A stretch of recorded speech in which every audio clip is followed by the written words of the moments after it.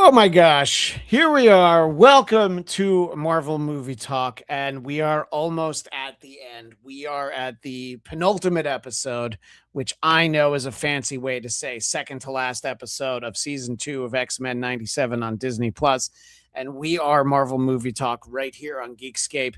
And if we're going to be assembled to talk about a new episode of X-Men, I have assembled our A-list crew, starting with our friend, the great Katie Hampton. El Sassy Pants herself. Hello. How are you? Hello. I'm doing really great. I had a really wonderful morning with one of our guest hosts here.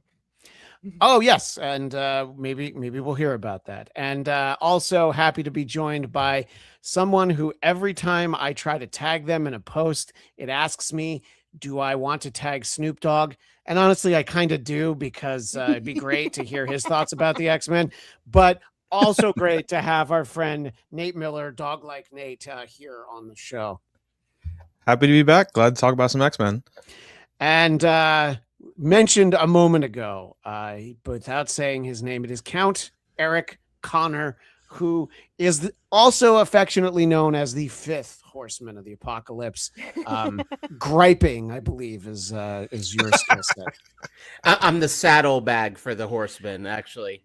And the sixth horseman of apocalypse, I believe his name is Kvetch. Welcome to the great David Brody. Okay, so I originally put myself in my description as fifth horseman of the apocalypse, right? For apathy. But then when you said complaining, I'm like, oh, I would be Kvetch. So thank you for knowing 100%. I would be Kvetch. Thank you. I know 3 Yiddish words. That's one of them. But in any case, we're very excited to be here. For those of you watching live, we will eventually shift over to talking about Spider-Man Brand New Day. But for right now, we have a tremendous episode of X-Men 97, Season 2, Episode 8. Katie, let's start it off with overall thoughts. Were there any feels, perhaps? There were a roller coaster of feels within this story, and Remy's back ish. Ish, yeah. Wow. Heavy on the ish. Yeah. I going into this episode, I knew what y'all had said about him potentially being a horseman, and I was prepared, but I wasn't prepared for everything that this entire story. It's again, this episode was packed full of stories that we barely got to know before moving on to the next. Yeah, they put more in half an hour than Matt Reeves can put in 3 hours. So it's really shocking, actually.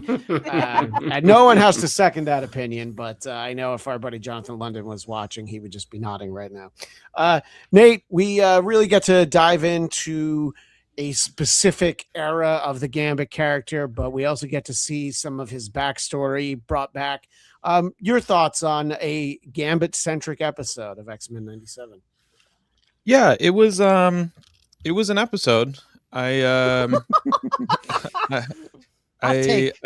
unfortunately have to say the same thing I've said every time I'm on here, of that the breakneck pace of this show kind of does a disservice to some of these storylines. But that being said, there was some amazing action set pieces, and they really showed off the animation on this show. It's just gorgeous to look at.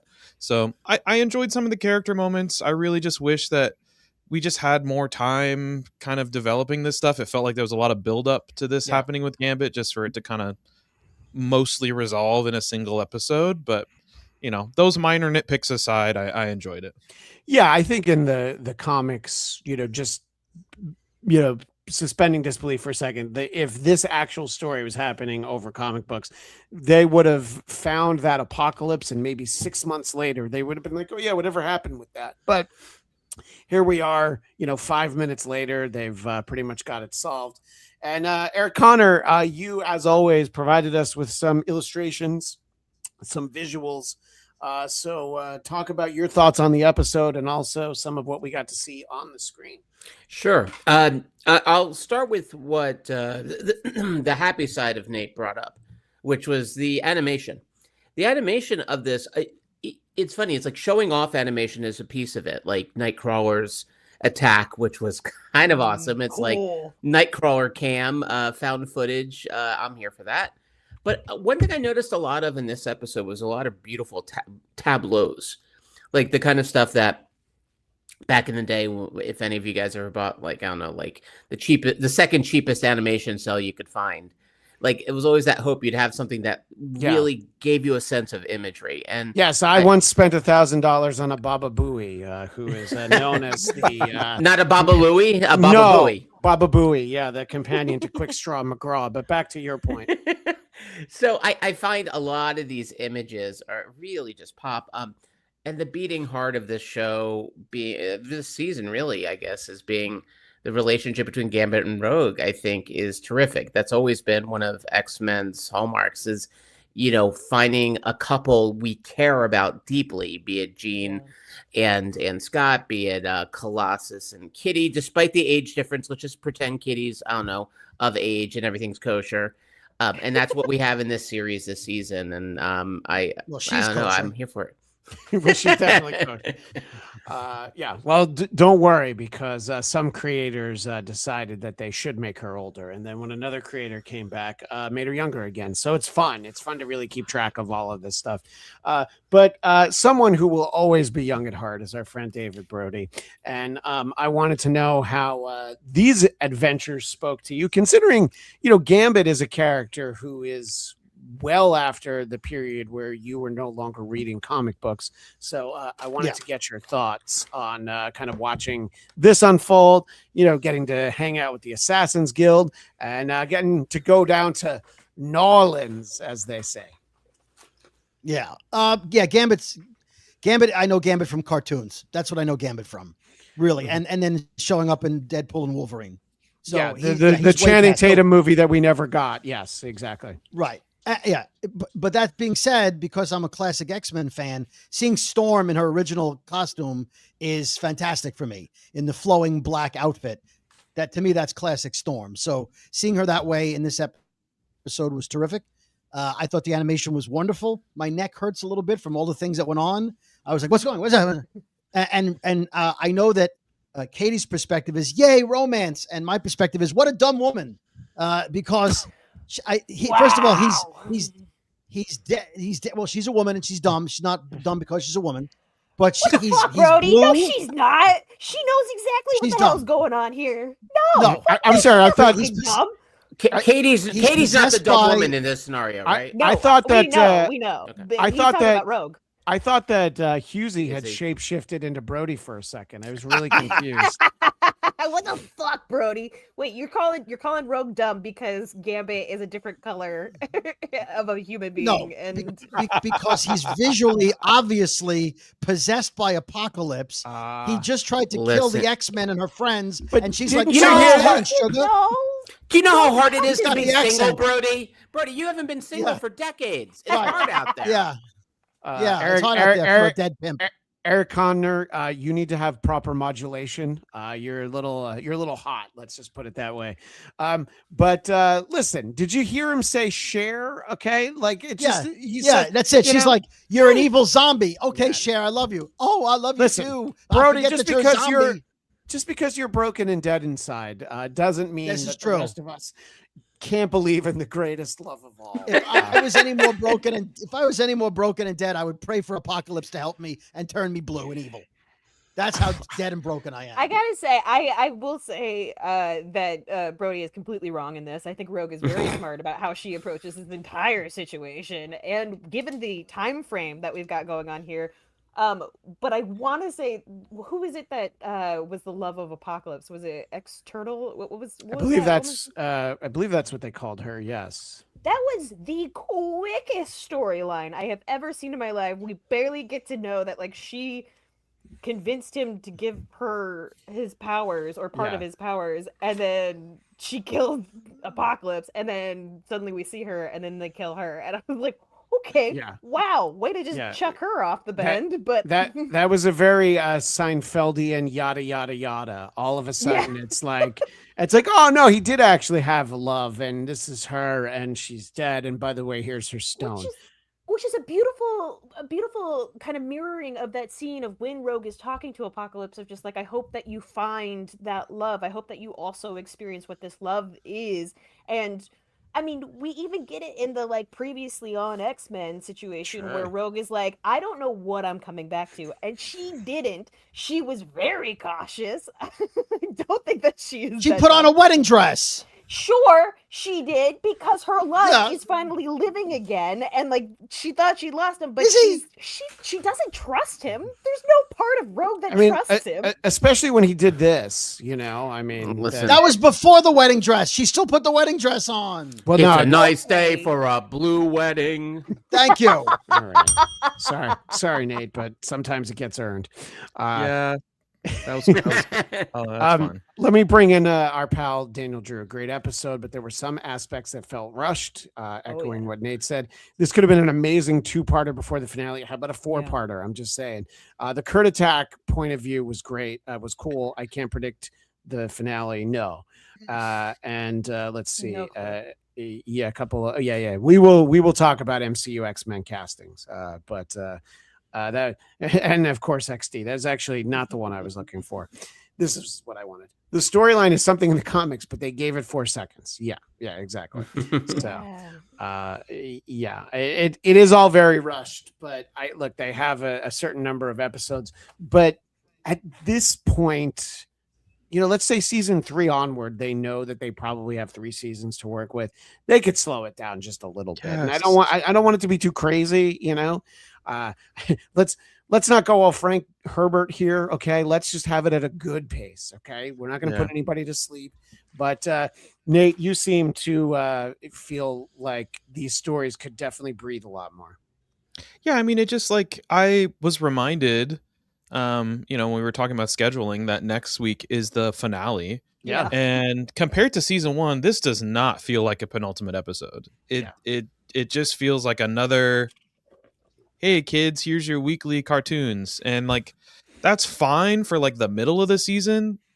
But even the start of the season had slightly more cohesive storytelling and like momentum building up. Like I really don't feel any particular like, wow, I can't wait to see how this season wraps up. It's just like, okay, I'll come back and watch the cool animation next week, like, and then wait, you know, however long until season 3 comes out. I just feel like the combination of having 1 less episode this season, as well as like how breakneck the pace has been, it looks really cool, but it feels like a lot of like, you know, flash in the pan, but not a lot of smoke and not a lot of fire, you know.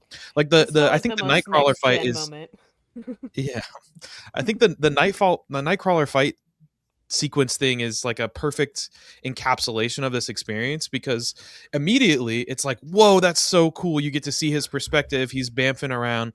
And then I watched it again and I was like, is Nightcrawler just like the most powerful X-Men? He's just like taking out like some of the strongest fighters on the X-Men team, no problem. And then Jubilee tells everyone, and apparently Nightcrawler's deaf, don't look, and just goes and then stops him. And like the whiplash of like power level and consistency there, I'm like, man, like this looks really cool, but under any type of scrutiny it totally falls apart. And I feel like a lot of this show is that, where like the first time you watch it, the colors are amazing, the animation's really good, it's characters you like, and then you think about it and you're like, well, but that doesn't really feel like it was thought out like super well. So I that sequence, like, again, it reminded me of in the first season when we had the POV of like getting bamfed, and that was awesome. That's like something I've never seen before. And then replicating it again this time was like, I don't know, the second time I watched it, I was just really like, really? Nightcrawler just like wiped the floor with everyone? Well, it was fun grabbing the screen grabs of that fight, actually, because I actually will agree, because at first, right, it's pretty dizzying and kind of awesome. But then when you're watching it, just looking for, it's a lot of like, and I'm also here for that, but maybe not for the right reason. Yeah, I thought it was cool, but I don't know. Second watch doesn't do it favors. Yeah, right. it's well, like, is the moral of the story, Nate, to only watch it one time? Is that what the fix is? I mean, maybe, or B13, B14. You know, I don't know. But it's so tough because this is like, as a lover of animation, this is one of the best looking modern animated shows that we have. And it has these characters that I love with like great designs that are inspired.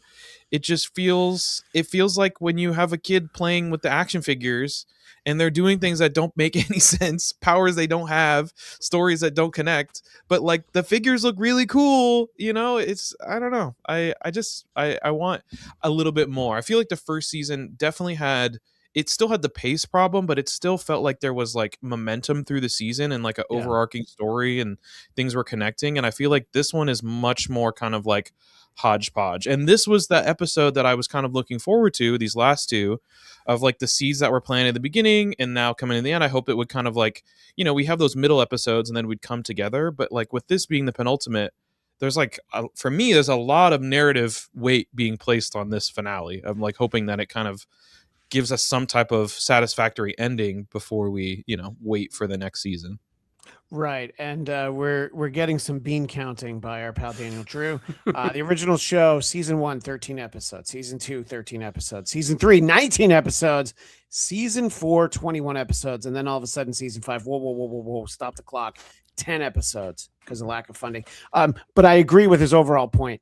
These 2 seasons should have both been 13 episodes and still told the same stories. It still, Nate, would have been too fast, but they could have slowed it down a little bit. They could have still had great endings for each of the episodes.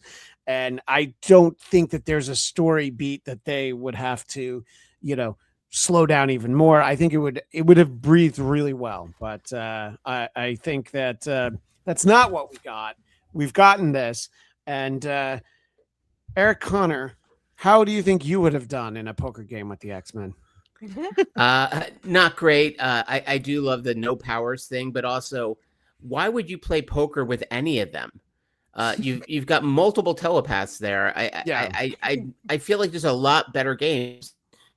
Hungry Hippos shoots and undone by shoddy internet. You're making a very funny point, but it's true. It probably sounds really funny in your house. I'm glad that they at least addressed it in the whole thing. It was like, hey, no cheating. Don't telepathically look at my hand. You decided to include this still with me that says, "Hey, no powers," Eric.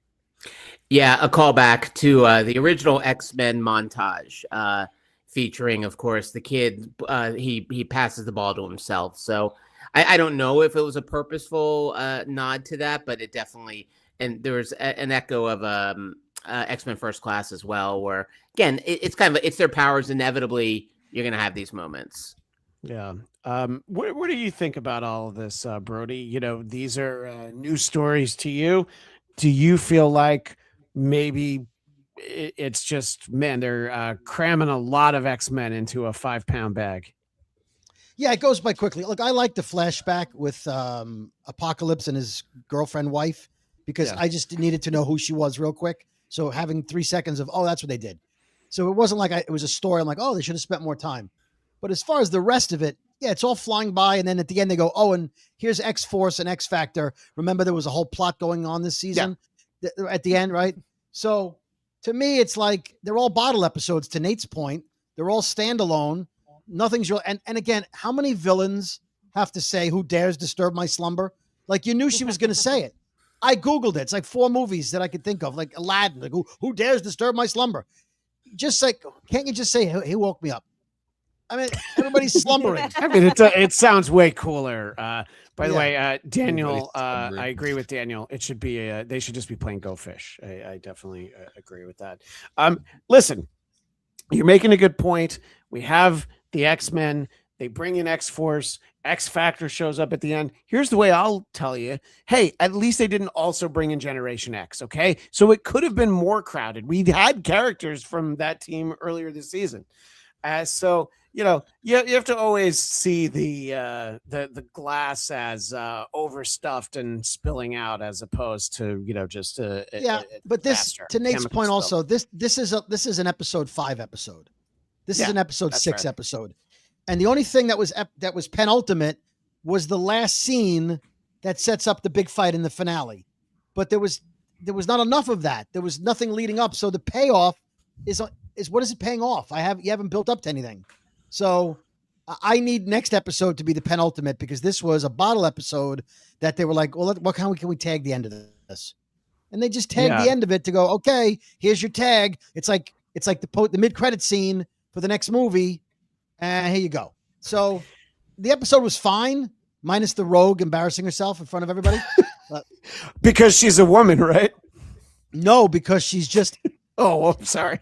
He's just, he's blue and dead, and she's like, "Oh, sugar, I'll marry you." And he's like, "Okay, yeah," and then she's like, "Oh, I give you immortality." She's like, "I don't know if I want mortality." I can't believe I'm about to defend this, but like, you have to keep in mind, like, that's why they open the episode of, like, love is more than skin deep, or whatever he says, of like the last time that we saw them together, she was conflicted because she was able to actually physically touch Magneto, and she was with Gambit, but they could never touch. Right. So now, like, obviously she's emotional because he's dead, and then he's back, and now we seemingly the largest obstacle in our relationship is gone. We can touch each other. Like, there is some emotional precedence for why it was difficult for her. Like, I'm not going to say that she was like being super smart, but I think in terms of like character motivation, it totally made sense for her to at least partially like consider that as an option. Remember also too that like a lot of these characters, Rogue was a villain at first too. So like, she's not like some totally morally pure white knight kind of a character. Like, she's capable of kind of having a darker side and giving into, inhibitions and passion and all that kind of stuff. So I think it kind of made sense. I do think a lot of that stuff could have been built up more, could have been talked about more, could have been like reflected upon throughout the season to build up to that moment to go, wow, she's actually going to make the choice to be with him because we've seen her be tormented. I definitely think they didn't like sell enough for us to be able to buy in, but it definitely, the groundwork is there. It makes sense why. See, that's the thing. It was a pretty big moment. You said when it yourself. She touches him with her bare hand, and nothing happens. I mean, that made me gasp just knowing everything of her background. But like the fact that like they just kind of moved on from it, I was like, "Cool, could we just let this moment breathe a little bit?" She just touched him. Everybody will get a chance to jump in, but I do want to make the point that I mean, this is until that season 1 episode in Genosha, she's like, "Oh yeah, I can't ever touch anybody. I can't even high five, let alone any funny business." And to not be able to high five is one of the great injustices of mutant kind. So the fact is like, oh wait, the guy I really like, because Magneto's a bit of a creep, let's be honest. But the guy I really like, now I can touch him. So what if he's a little dead? I don't know.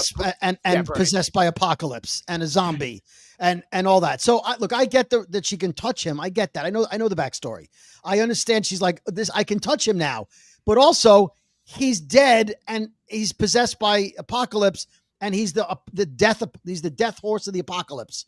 And he just tried to kill the X-Men. I like the part where she's like, "We're just trying to save you, sugar." Then I was like, "Okay, she's trying to help him. I get it." But then she's like, you're a pretty good dancer and you speak French, so I'm in." I'm sorry. I need an audio drop of Brody saying, "I'm just trying to save you, sugar," because that's very funny. I want to let Eric go ahead, and then Nate, I'll turn to you in a second. Well, internet willing, hopefully you guys can hear me. Brody and I are going to recreate a lot of these scenes. I think it's me doing my spot perfect Creole accent. Good. I'm in.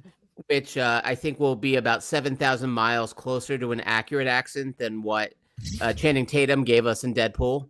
Not soon enough. Yeah. And I'm sorry, the just hearing Brody say sugar is that's the stuff dreams are made of, I believe. At night, I will listen to that on loop, my friend. Thank you for that.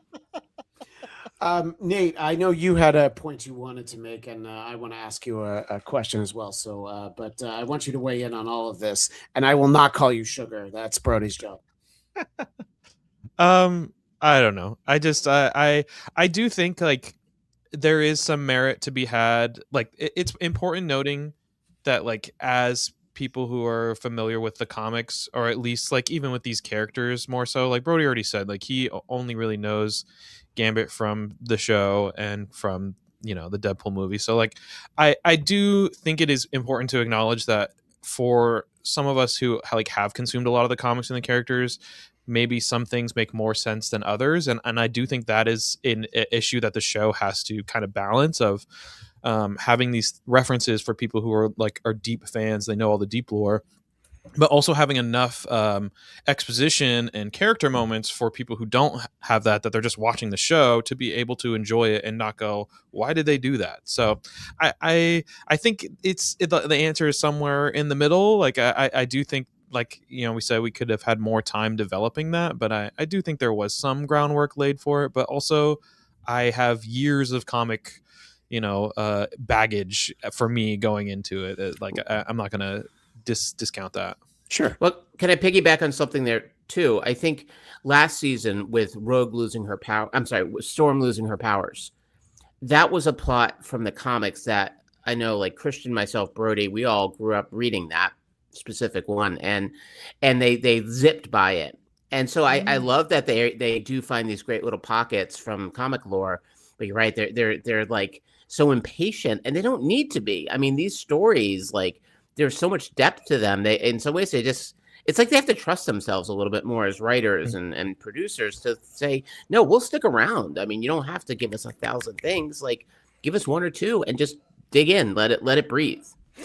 Yeah, I mean, the fact that we have the life-death storyline, which is the fact that Storm loses her powers, but then also in the same season they introduce Fatal Attractions, which is when Wolverine has adamantium ripped out of his skeleton, and both of those things have already been fixed.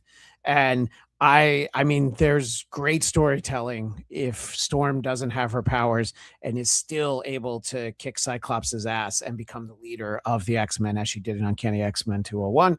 And Bone Claw Wolverine is very badass, and I appreciate that as well. Nate, the specific thing I wanted to talk about is it seems like whenever we see Charles in the badass armor, he is going to get his ass just beaten. And because it's like he's like, finally I'm a tough guy and I have armor, and it seems like when he does that, it's like, oh, I'm kind of losing here, aren't I?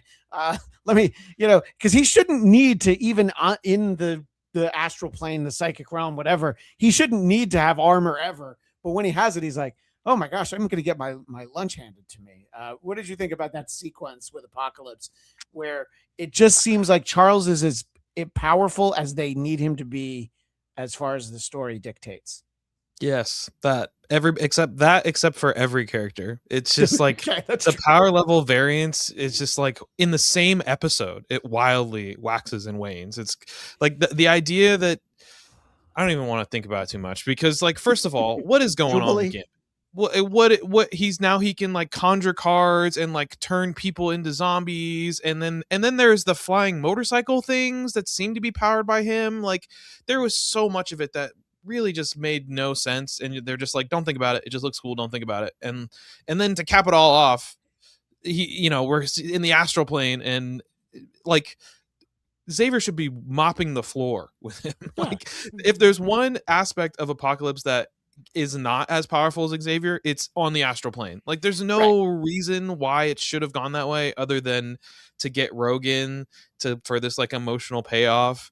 And I really did not like that stuff. I feel like they're doing Xavier like really dirty, and it's weird because with the Danger episode, I thought they were going in a cool direction.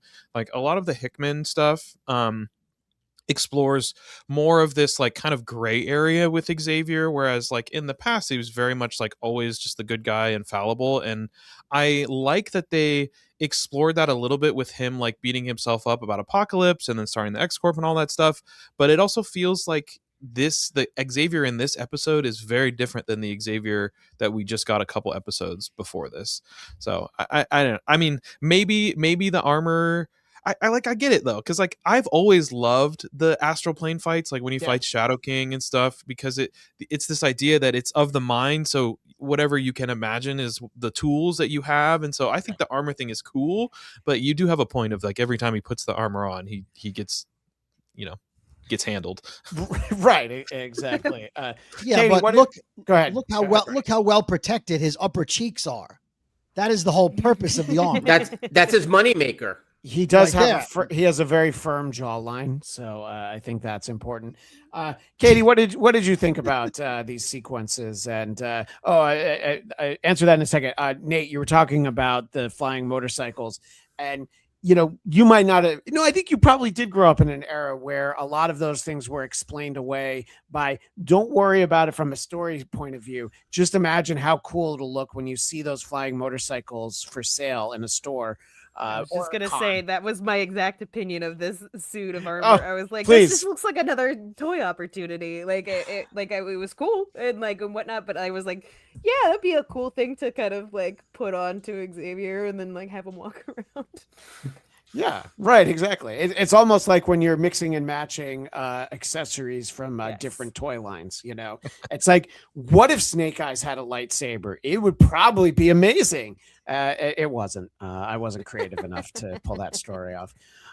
So yeah, and I guess one of the other things we have to make sure we talk about though is Katie, so did I give you enough runway to okay, I wanted to make sure that I didn't just start chatting over I did think you were starting something with Nate, but I wasn't sure if you finished that. No, I was just talking about toys, Okay.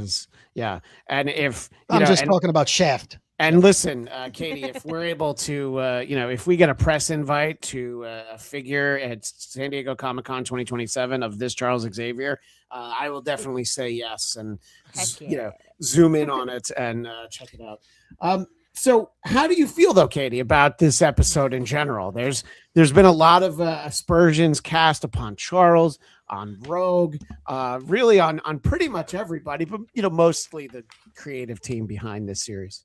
Sure. I mean, I like giving the transition of like power and like solving a big issue away from Xavier and towards Rogue, because this really was a Rogue storyline. I was really glad that they had that story element where it was just like Xavier usually comes in the end and kind of saves the day. It was interesting to have him go into the helmet thing and then have Gambit basically just punch him out. I guess that's Apocalypse's powers. I agree with Nate. I was a little bit confused on the capacity of powers and whatnot. I thought it was fascinating that Gambit basically forces Apocalypse's powers into Rogue, and how Rogue was able to turn that into like a beautiful, pure something. I wasn't really sure what was going on, but I was like, ooh, that's a little rapey when he does that. And then it turns out to be good, and then brings our Gambit that we know and love back-ish, I guess. I know, I know, yeah. But I thought that turn was a really cool turn because, it's always Xavier coming in to save the X-Men. It's always Xavier. I mean, he says Remy, and the way he says Remy, the vocal performances on this, first of all, fucking phenomenal. They got me teary in a lot of areas. Just having Rogue see Remy for the first time back was a huge emotional moment. Her touching his face. Everything that they did, again, the art, the voice acting, all of that was wonderful. I will say it's still like there was so many things I didn't know about Remy's New Orleans crew, and I was like, who are these people? Okay, they're dying. I don't know who they are though. And I want to latch on and like have some kind of understanding of them, but it was also like, oh, this is a flashback to something that I'm not really sure who these people are, but they are important. Yes, that is our second Seinfeld reference. Who are these people? And I see an image being shared, and this could only come from Eric Connor, of all people. This is from the film The Black Hole, and you go ahead and run with this, sir. Well, no, just Xavier's, I don't know what we'd call it, his ninja umpire chic outfit was giving me some Black Hole vibes. Which was a lesser known song by Soundgarden. Thank you. Soundgarden, yeah. I think the joke of, okay, he's in like the realm of whatever. Yeah. Why would he have to put on anything? I mean, he could really be out there in his skivvies in theory. So the idea of don't give them ideas. Stop. No. Well, that's the toy. That's the toy I want, man. You want skivvies. You want nude Charlie? Well, mostly nude, nearly nude Charlie. Yeah. Oh, I'm sorry. So Professor Triple X. Ring the fucking bell. I know that movie's not there already. Yeah, I'm writing it as we speak. It probably has a Vin worse Diesel's title. already It's probably starring just in it's probably just called The Sex Men. It's not even as good as what you guys that's just clever. said. Yeah, Brody was never hired to do a rewrite on that script. but he's available if you want to contact his management. I already have a title for it. Go Am ahead. I allowed? Days of Future Ass. Okay. Okay. You know what? It could have been worse. Could have been worse. It could have been. Apocalypse. Okay. Go finish your point, Connor. Well, I'll circle back to what Katie was saying about and Wolverine. Sorry. Let me see that kitty, Pride. Okay. Here it is. Brody, This you is got what to we're take here one for. more. This is what we're here for. Daniel Drew. We see Daniel you. Drew We know sent me you. something, but I want you to finish your goddamn point. I'm trying to. I know. We're talking about Apocalypse. It's funny because I was talking to our pal Jonathan London, who runs Geekscape, and I'm like, oh no, I mean, it's a really fun show to do. It's just at any moment you have to be careful because a vaudeville act is going to break out. And look, it's exactly what happened this week. So it was a self-fulfilling prophecy. All right, Shagnito. Go ahead. The part where Rogue touched his face. Yeah. Now I'm going to give apologies. A reference from another recent reference. RoboCop 2. The only good moment in that whole film. The only good RoboCop. Yeah. The only real RoboCop is RoboCop 2. For the one where scene, he flies. Yeah. When he sees his wife, his widow, and she touches his face, he's like, "It's cold." And that was a moment I was thinking about with that, because even beyond just like being able to touch him at all, but she felt nothing, and her shock. That moment was again the moment of this episode, I think, and one that this is where this show and even over in the sort of Friendly Neighborhood Spider-Man side of things, they are really good at like hitting these beats, like making us feel things along the way. And we'll talk about the Spider-Man movie later, but I think like that's the real skill here. As much as I like the animation, I love the voice acting, love it. Sure. But in the end of it all, the fact that every episode at some point gets me, like makes me stop, think, feel, react in ways that like a lot of our Marvel properties haven't been able to do as much recently. So except for Madam Web. I mean, Madam Web was one long feel, which was between Christian and I as we went on Valentine's Day, and I'm not kidding, it was Valentine's Day. It was Valentine's Day. Our friend Daniel wanted to make sure that we all knew that in 1996 they actually already had an X-Men mutant series, Professor Xavier Astroplane Armor, and it's from 30 years ago, and you could have it for $15. So for anybody who saved it in a box because one day it's going to be valuable. This looks like a toy from a completely different line, though. It looks more like the guy from the black hole that Eric was showing a moment ago. But of course, if there's ever an opportunity for a toy, it's probably already been made. So we look towards the future. We look towards the season finale, and most of us will be here to talk about that Wednesday, 2:30 Pacific, 5:30 Eastern. Eric will be on a college tour. Which I guess that means your band is going to play on the quad at some state college. You're going to be up in Cal State Northridge or something. We're opening for Candlebox. Oh, you wish. But Brody, I want to Brody will be leaving us in a moment, so I want to get your thoughts on this episode and where you think we'll be going next week. And you will be with us next week, Mr. Yes. Well, the only thing that teases next week is the X-Force X Factor team up. Yeah. Which looks like a giant fight that will end in a big hug with no real consequences, and maybe Polaris going back to her old team.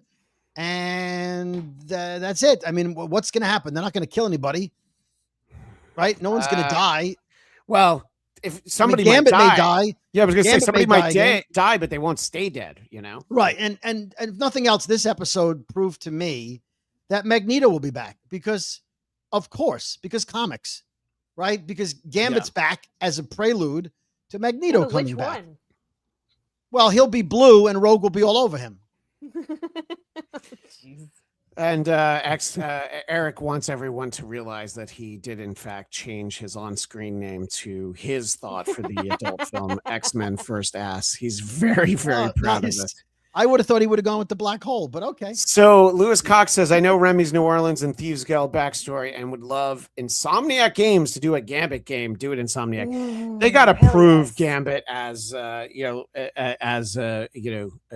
marquee talent. And maybe Channing Tatum will do that in Doomsday.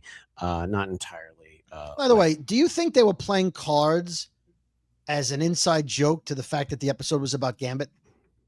Well, yeah. I mean, it's called The Dead Man's Hand. It was definitely foreshadowing. It was some very elementary storytelling. Yeah. It's not really subtext. That's text. No, I'm it's obvious. Obviously, it's obvious, but speaking of cards, I mean, obviously, that was the point. We get the death card. We get tarot cards when Gambit comes back, and he's throwing around the death card, which I thought was like an interesting, cool thing. But then at the end, we get the Tower card. And does anyone know anything about tarot cards? I'm going to pretend that I do, but I want to let you explain it so that I don't seem like a know-it-all. I don't have the explanation. Oh, okay. I have no idea. I don't. This is a theme of something in Dungeon Crawler Carl is these kind of tarot cards, and there was a very recent nod to the Tower card. But I do remember from WandaVision that this was something to do with like it upside down, and that's what like flipped it, I believe. I can tell you what AI says. What does AI say? Please no. Okay. No one wants that. Well, it's Google. It's Google. Yeah, don't call it AI. Yeah. Oh, sorry. Who are you? Who are you, Eli Roth? All right.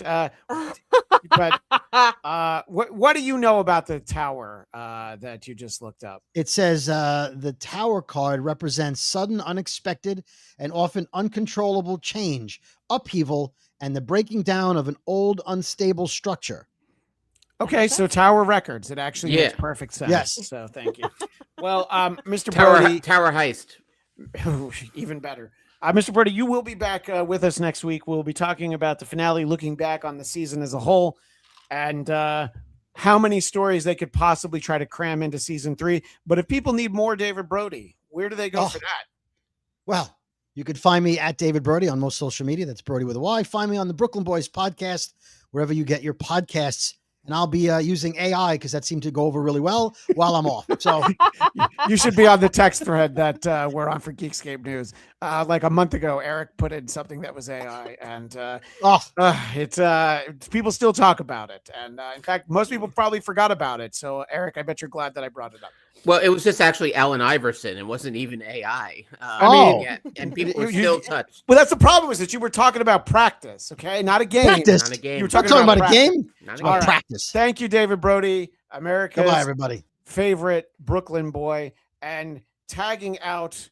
Well, he's gone now. But I saw Christina back there and forgotten.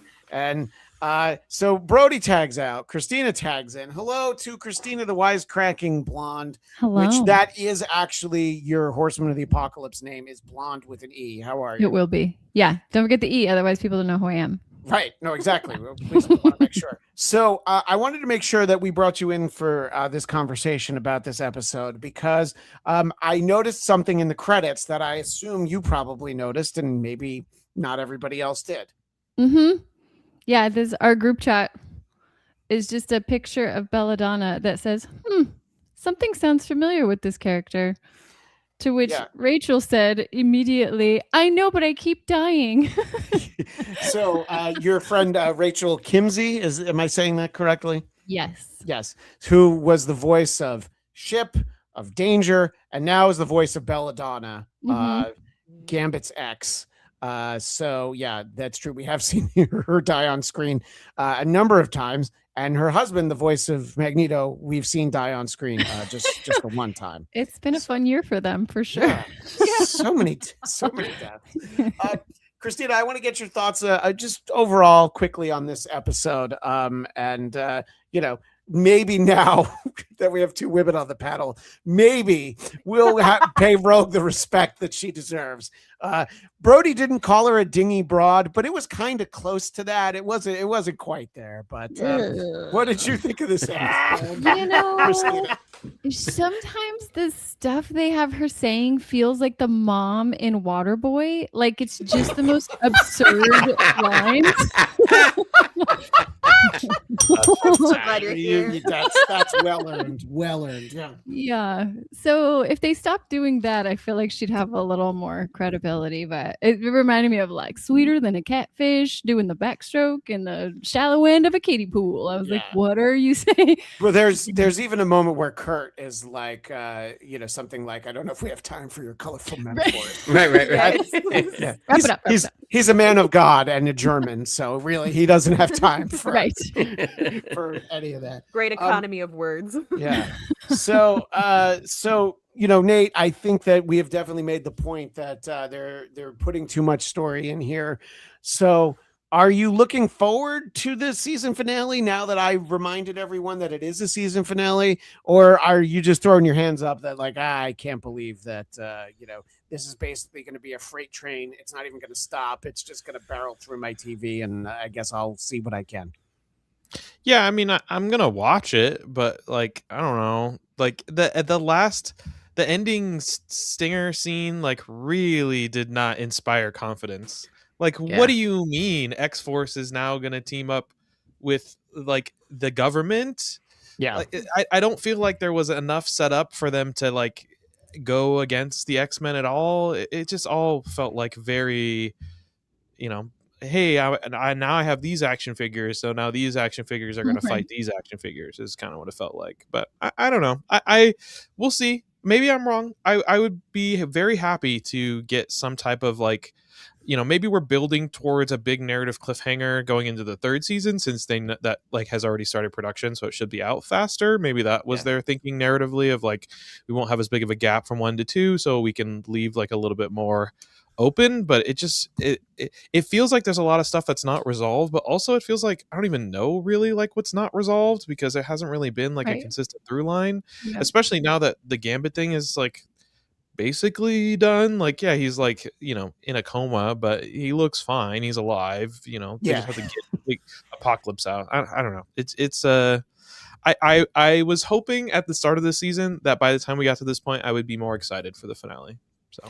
But instead, it's just exhausting, and maybe we all need to step off the aforementioned freight train. Eric Connor, since you will not be here next week, I guess these will be your Jerry Springer style final thoughts on this season 2 of X-Men 97. Well, it's hard to say final thoughts, because in the end of it all, I will watch it. I might even send you a carefully curated 85 words to add to the podcast next week, and a couple of images from maybe RoboCop 3 or the prequel to the Black Hole, something relevant to 2026 cinema. But I'm optimistic. I'm not saying Nate is pessimistic. He's a realist, and he lives in this world that we all dance around, and he understands how these things work. And I think they have made that last moment kind of sucked. And then when they put down the tower card, I was like, oh, the tower card. And then I come in here today, and all of us are like, I don't know what the F that is. And so I was assuming it was something I missed, and then I missed nothing. Wow, it's a freaking tower card. Congratulations. It's the 7 of Club of Tarot, I guess. I don't understand this, but I do understand. But I understand love, and the love between Rogue and Gambit. Universal language. The universal language. Yes, I'm very excited to see how that plays out. I know Magneto's showing up at some point. And I would love to see Magneto in full Apocalypse form, Horseman form. So I worry it's gonna be very crowded. I think the episode's just one episode, right, Christian? It's not 2 or anything. It's just one episode. Yeah. They got a fair amount of work to do in 22 minutes. Yeah, but I'll be okay with it. And I am sorry to miss out, guys. I'm sorry I'm putting my son and his college future ahead of this show. I really my priorities are kind of effed. you've been chastised many times for putting your family before this show, and, As it should be. yeah. But Katie, for this week, any sort of final thoughts on the ride that season 2 has been, and the fact that by this time next week we'll have already put it in the rearview mirror, and we're all going to be Googling, when do we get Vision Quest, right? Yes, obviously that's exactly what I was about to Google. And skip over the AI answer for. But yeah, I feel very similarly to everybody that stated this has been such a breakneck speed of a season of a series. I'm not sure what we're gonna see. I'm almost confident that we're gonna see Magneto in some form or another. I don't know where the story is going. I guess we're gonna see Apocalypse again, the live one.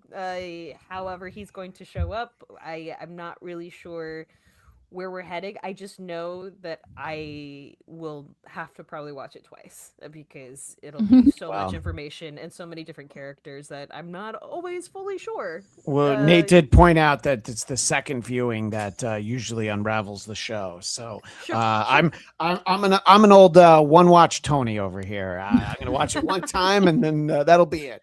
And, I'll try to make sure that I don't delete my notes when I take them.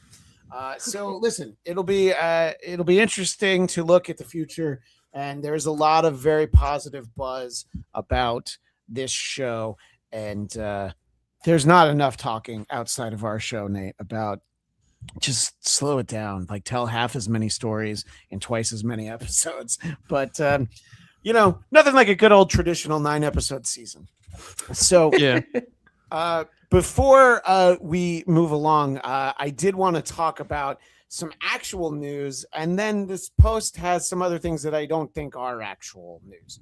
So it was officially announced that an actor named Kit Connor, who I thought was the Kara Knight Rider, but I guess I'm mistaken about that. The actor is named Kit Connor. He is going to play Cyclops in the upcoming MCU X-Men movie.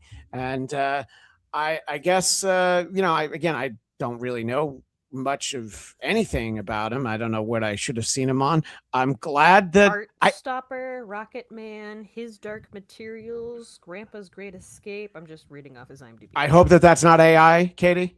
No, this is straight up trust IMDb. So IMDb, I don't know, it's IMDb Amazon, legit, so yeah. probably. And there's already this image of him Wild where Robot. Yeah, where he is. Well, now he's just creeping over here because this post is so long. But yeah, it's all right. But see, that's the problem, is that I got to make sure that I can get back to this post. So we see him, and my real thought was, is this going to be a whole team of gingers? Because I don't know. I think that might be a problem. That's the casting that we've got. No, I mean, I don't know anything about him, but here's what I think the takeaway is here.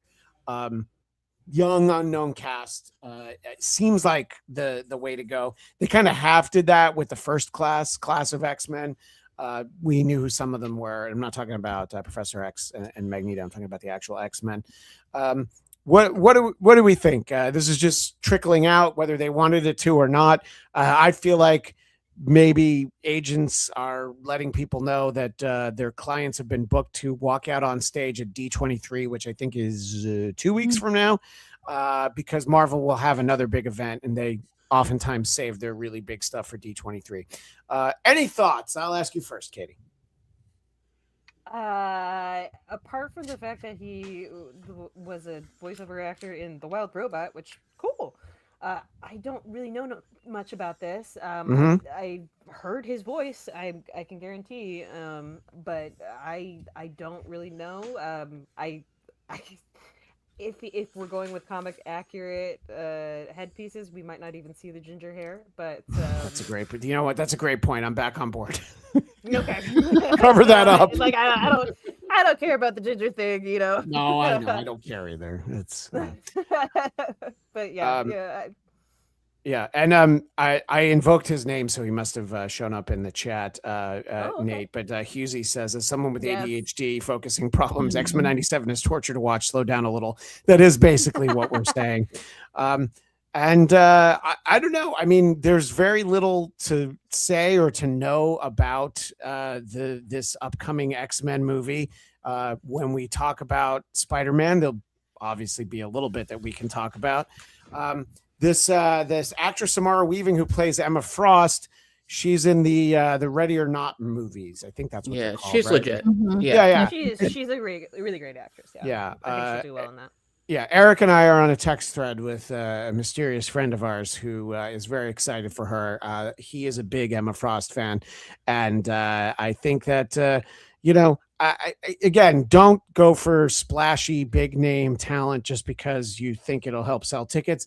I'd like to think that the X-Men will sell tickets, but Nate, am I being naive? And should they put some movie stars in this instead of people that they think like, oh, they'll probably do a good job as this character? No, I definitely am always rooting for the cast people that are not big names, availability wise, budget wise, like also just because there's so many talented people. I get tired of seeing the same people all the time. Like I understand that movies are a business and people want to invest in people they know can make money, but like especially when you're casting for something that has so much like franchise history behind it already, I think that's definitely the time you should be taking risks. I'm so tired of seeing Timothy Chalamet and everything.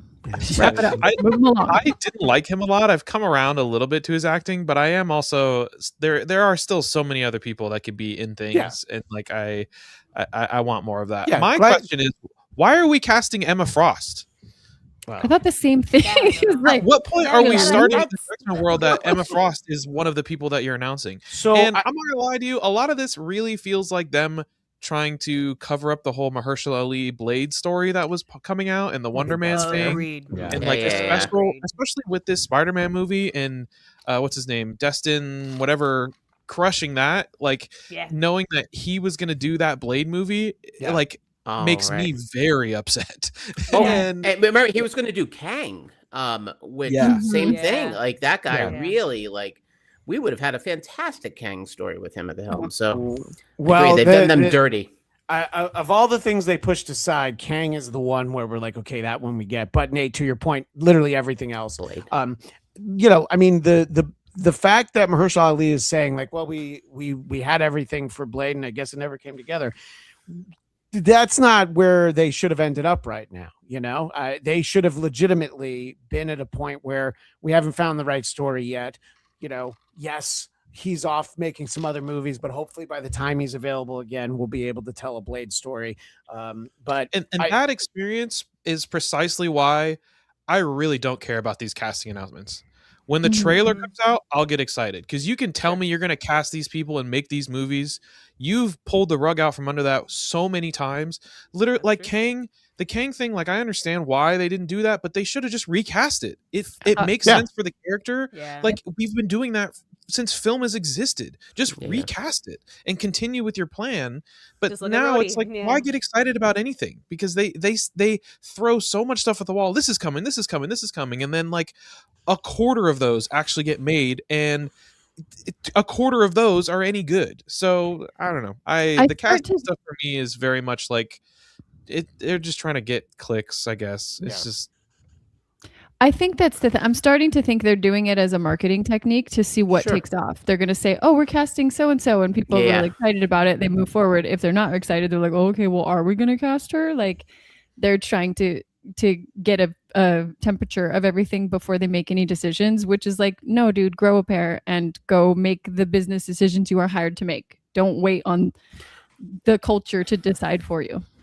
Right. And that guy, Connor, he, no relation. He's in Heartstopper, which clearly, it sounds like I'm the only one who watched, which makes sense as a 52-year-old white heterosexual Jew. Demo for sure.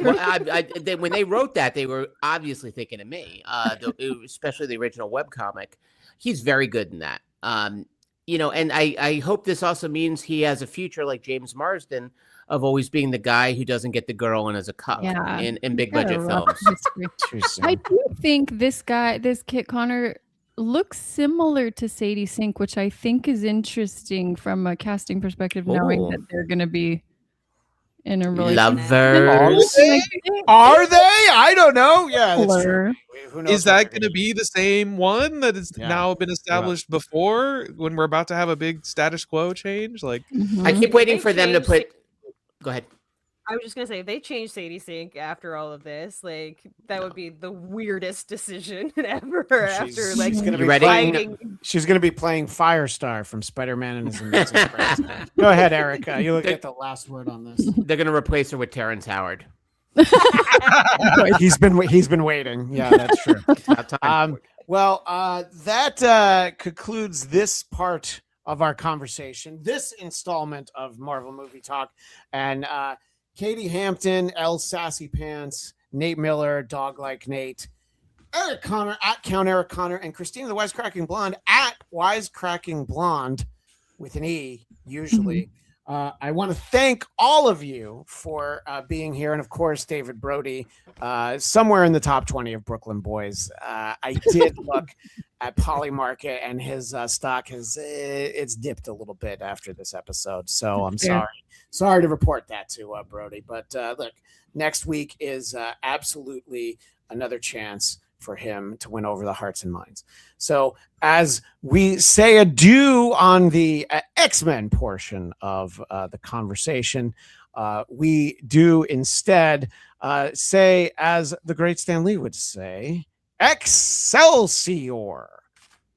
And now, welcome to Marvel Movie Talk, a very special reaction to Spider-Man Brand New Day. And you're thinking, hey, didn't you already do one of these? Yeah, get ready. I'm going to do another one after this too, because it is Marvel Movie Talk. And when we have the movies, there's a lot of people that I want to get their thoughts and their opinions, their hopes and dreams.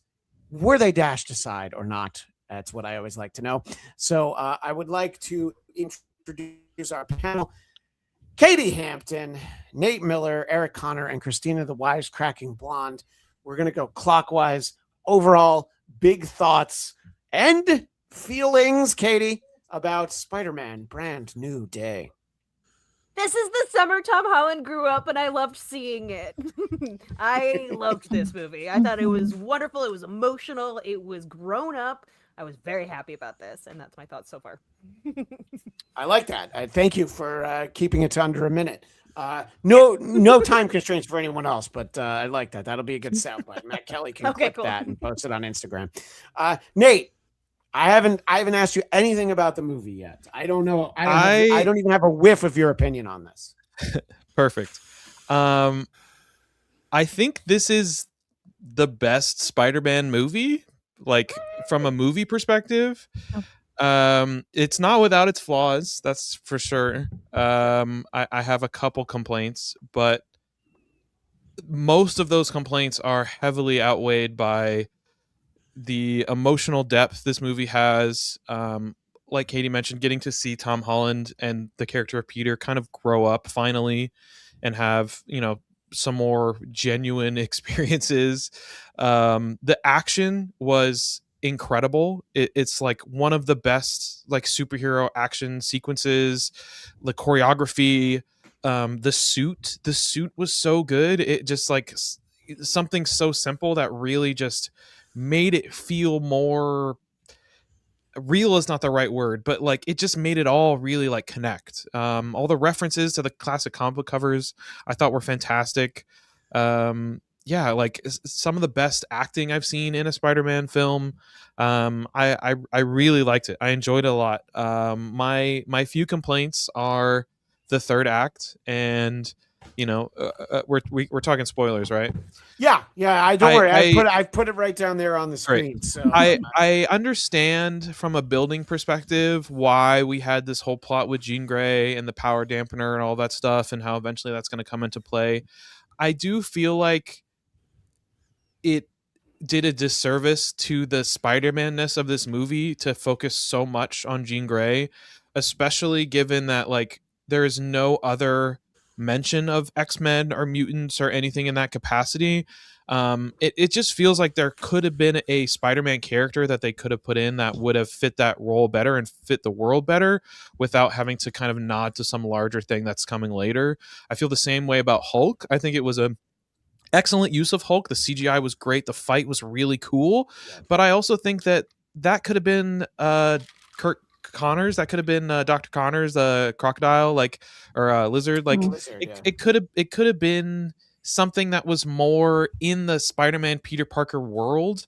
And to see like all of those really cool villains shots from like the montage at the beginning, like that was really cool. And then it felt like, here's your Spider-Man stuff. Now we're gonna go do, the Marvel Avengers lead-in crossover stuff, and that's like my biggest complaint, which is really not that bad. But I did walk away from the movie like to be this far into Tom Holland being Spider-Man and this character to not really have like an iconic villain in the way that like some of our other Spider-Mans have had. I think somewhere along the line, like we kind of lost focus on something. I do appreciate this focus on it being more of an internal struggle with Peter and him growing up and like coming to terms with himself and stuff like that. But I feel like even then, like if you're gonna do Man Spider, do Man Spider. Don't like they there was all this buildup of him losing his rage and all that stuff, and all he needed to do was look up and accept himself, and that both sides of himself are the same. And now suddenly all of these problems that he had before have just like gone away. I feel like that felt kind of undercooked.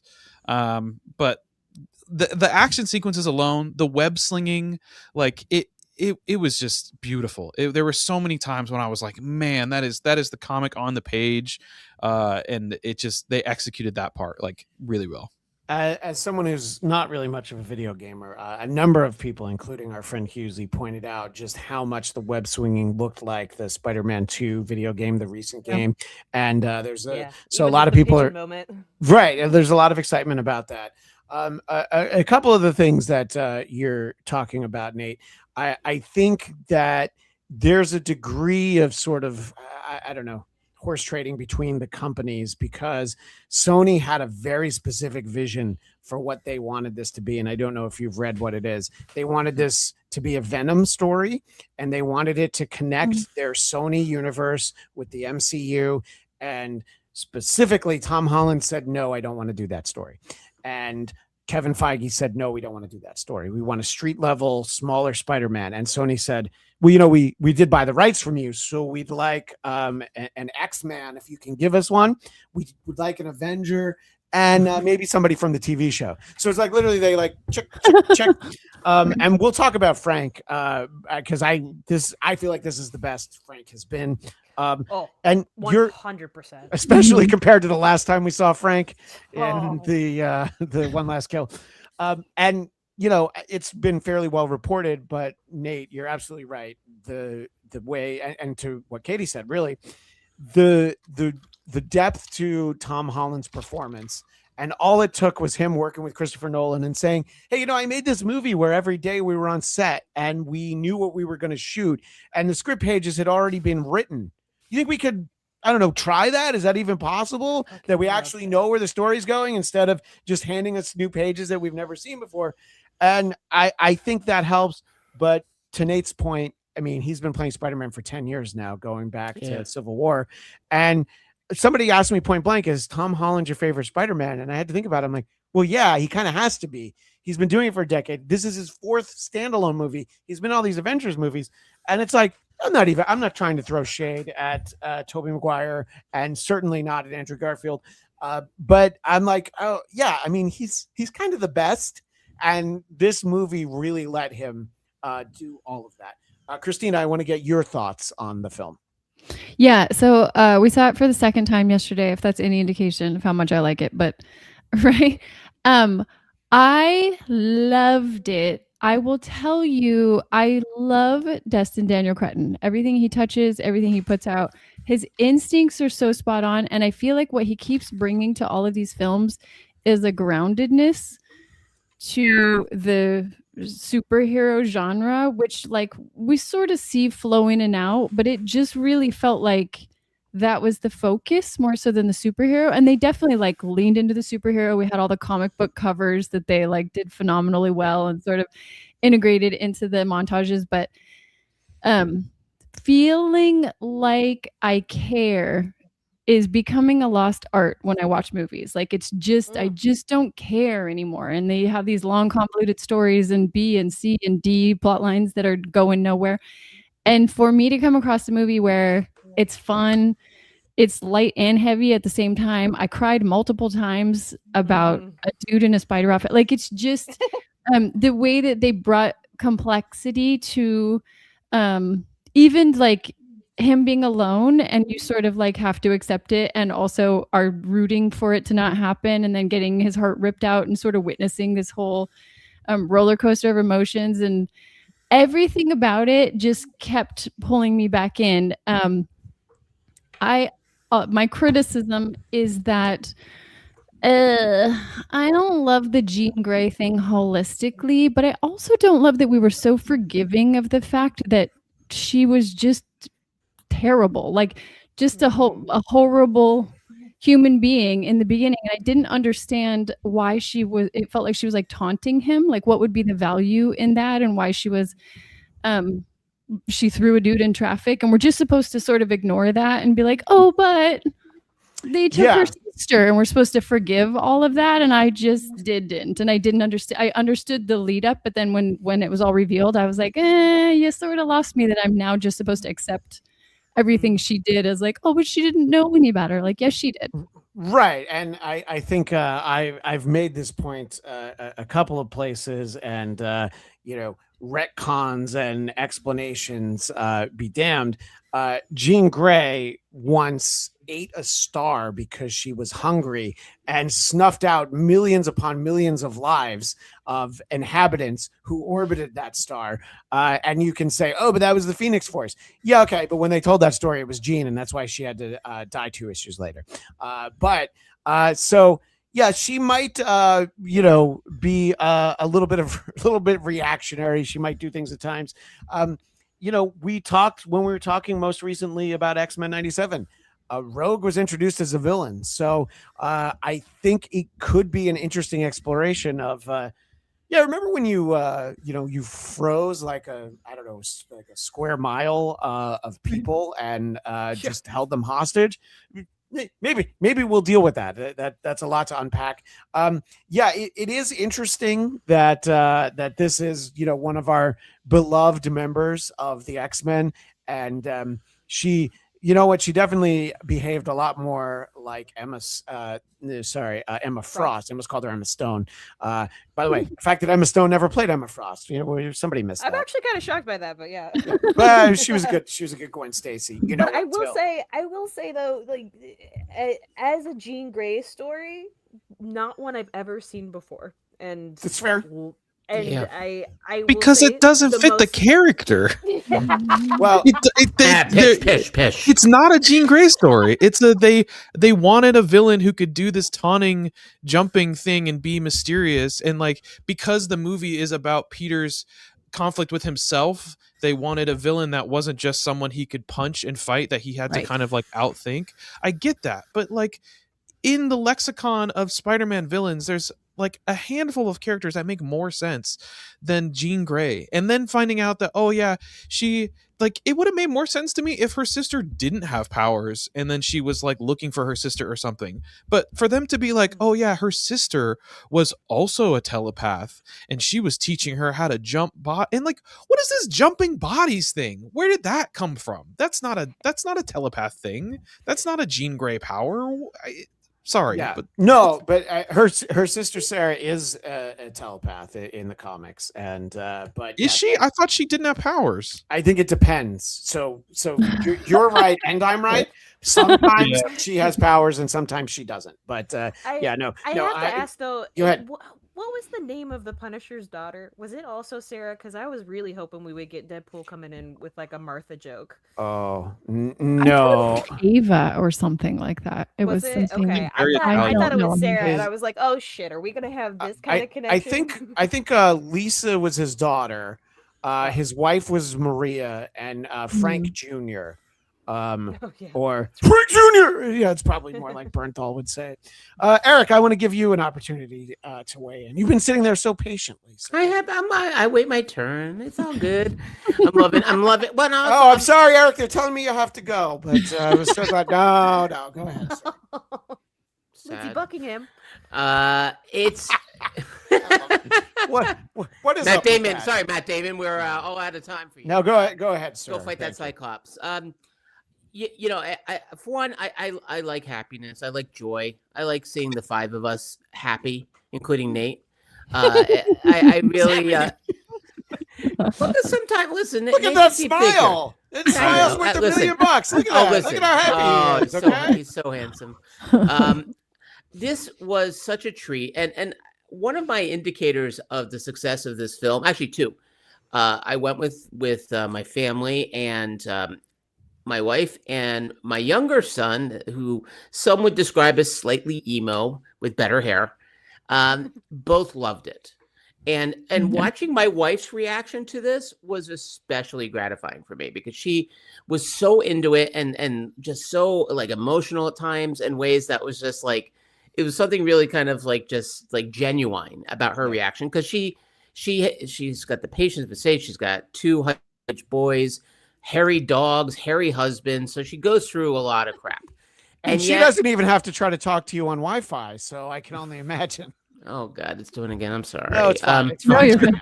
It's actually good right now. But yeah, and I think also too, one of the things that makes this really work is its balancing act. All right, so you have characters from other Marvel titles, Hulk, Punisher, and Florence Pugh. You know, Yelena, and they're used really smartly.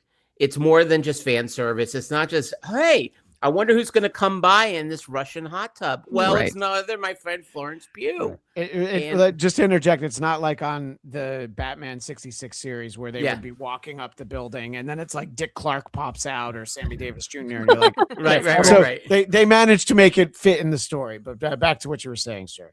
And also, by the way, her reaction to John Bernthal is like, hey, it's the brother from The Bear, which it is.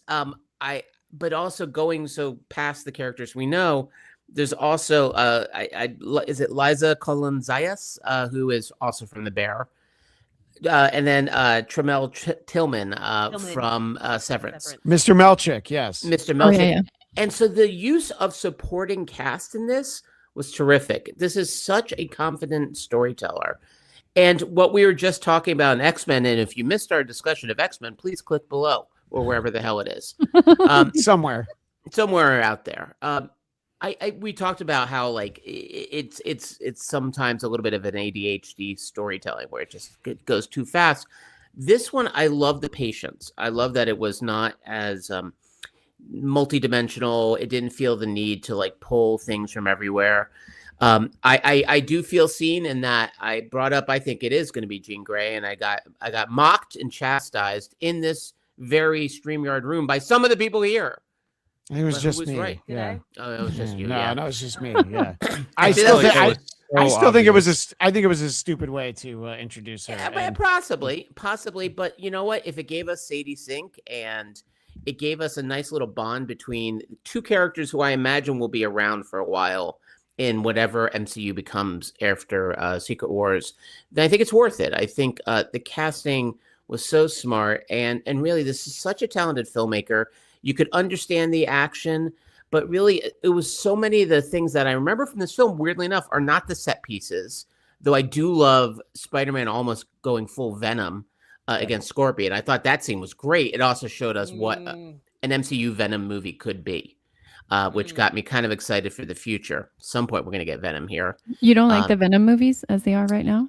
They're so good though. Especially the third one. Yeah. About that. I do love a Tom Hardy plotline. Listen, I love what Tom Hardy does to articulation. I think I love that he always has something blocking his face. Yeah. I mean, I'm all for that. He doesn't give you the movie you need. He gives you the movie you deserve. Yeah. Right. Of course. The Venom we really are. He's an artiste. Mm-hmm. But yeah, this was such a trip. And I liked, No Way Home. I did thoroughly enjoy, but I'm one of the few people that I think actually really liked One More Day in the comic books. And I really felt for them when they got pulled apart. And I think putting them back together, the way they did it was smart. They didn't overdo it. And really, I think this Marvel, Kevin Feige are coming off looking like geniuses this week because, well, they are. Well, yeah, and I mean, listen, obviously the box office is not always an indication of the quality, but because there's been so much discussion really since Endgame and what the box office has been for Marvel movies. I mean, even as recently as last year's Fantastic Four, the fact that it made $1 billion, it was the second fastest movie to make $1 billion, second to, of course, Avengers Endgame. So there's something to be said for when people are invested in the characters and they care. Go ahead and tell the story that you think is best. And I think that they did do a good job of that. I do want to bring in some comments from the chat. Lewis Cox, Spider-Man Brand New Day is freaking epic. I loved it. Also, okay, City Sink is Jean Grey, fine, but I would have liked her to have been Firestar, but that's just, yeah, listen, that doesn't mean we're not going to ever get Firestar. And who's your casting choices for Ms. Lion from Spider-Man and His Amazing Friends? Leave those comments down below. Oh, wait, we don't have any of those comments. But I think that, you know, by the way, Nate, in case it wasn't clear, I agree with all the criticisms you had. It didn't need to be Jean Grey. It should have been somebody else. It's money reasons why. And unfortunately, see, you gave us an X-Men. We made $1 billion. So now, Sony's, who knows what they'll ask for the next one. But I feel like there's going to be a next one. And I think that, so my wife ended up seeing it with a friend of hers, and she came back and she said that she wasn't expecting to cry as much. She figured there would be some Peter and MJ stuff, but she just wasn't ready for Aunt May. And I was not ready for Aunt May to even be in this movie. Quick shout out to Marissa Tomei, because when I saw her tombstone, I was like, she's not 60. And I looked it up. Marissa Tomei's 61. God bless her. Okay. You want to talk about the external. Okay. Yeah. Good for her. Fine wine, that one. Mm-hmm. But the way that they're able to use her to have Aunt May in this and have her be such an important part. And I mean, just giving Jean a hug. Katie, go ahead. I can tell you're starting to feel it again. As Linda Richmond used to say on Coffee Talk on SNL, you're getting a little verklempt. I'm getting verklempt. I am. No. So much Yiddish today, Christian. What have I done to you? You invited him for Seder. Okay. Dude, that scene was one of the just best. And I agree, Nate, I had some issues with some of the pieces in this. First of all, when Shmel Tillman showed up in the commercial, I was like, okay, he's a bad guy. Fucking obviously. But, I'll just interject. I just thought he was going to throw parties in the hallway and everybody was going to get to celebrate. So I was a little let down. For everyone. Yeah, I was a little let down that we didn't get the waffle parties. But anyway, back to what you're saying. But I also thought the hand being the helpful Honda people. To the DOCC. I was like, okay, I don't know about that.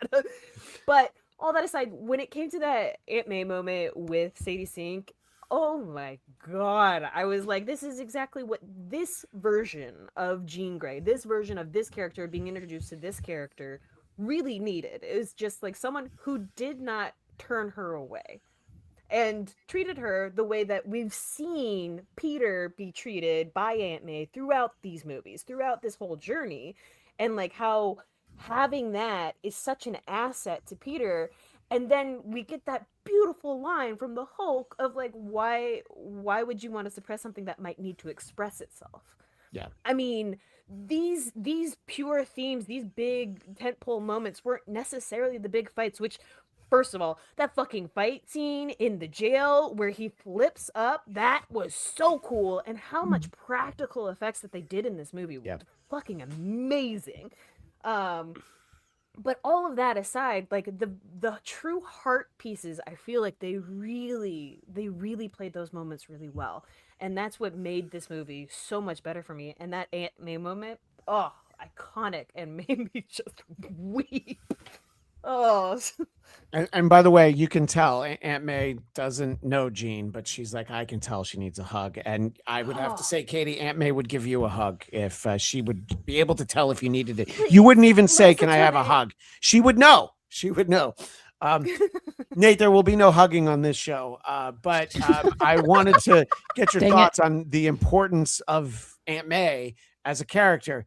Despite the fact that she's now been dead for 5 years, she's still this important at the center of who Peter is. The fact that he's the kind of guy who, listen, could probably get away with saying like, oh yeah, when Jean was mind controlling you, I totally made out with you. He didn't have to do that, but he's the kind of guy who's like, listen, I think you should know this. Now, granted, it was a plot point, but it still shows who Peter is. Your thoughts on Aunt May looming so large over a movie that we had no reason to expect she'd even be in? I knew she was going to appear in the film, so it really was not that much of a surprise to me. She was at all the premieres too, which helps you be like, oh, she's going to be in it.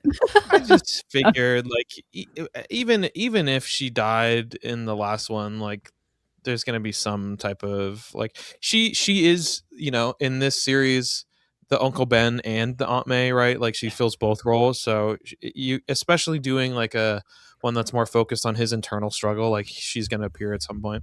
I could not super buy in emotionally to that scene, because when we got that initially, when she tried to get into his mind and then the memory like stopped her or something, I spent a significant portion of the rest of the movie going, how does that work?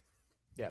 Why is it that she has the power to stop this massive area of New York? What is it about Spider-Man that makes him immune to the Jean Grey powers? I felt like that was never really explained very well. So when he was like, hey, come into my head and let me share my happy memories with you, narratively, I'm like, okay, this makes sense. She's this orphan character who has been lashing out because she doesn't feel loved and she feels directionless and she's looking for her sister. And this is kind of a way to share the great power, great responsibility message or whatever.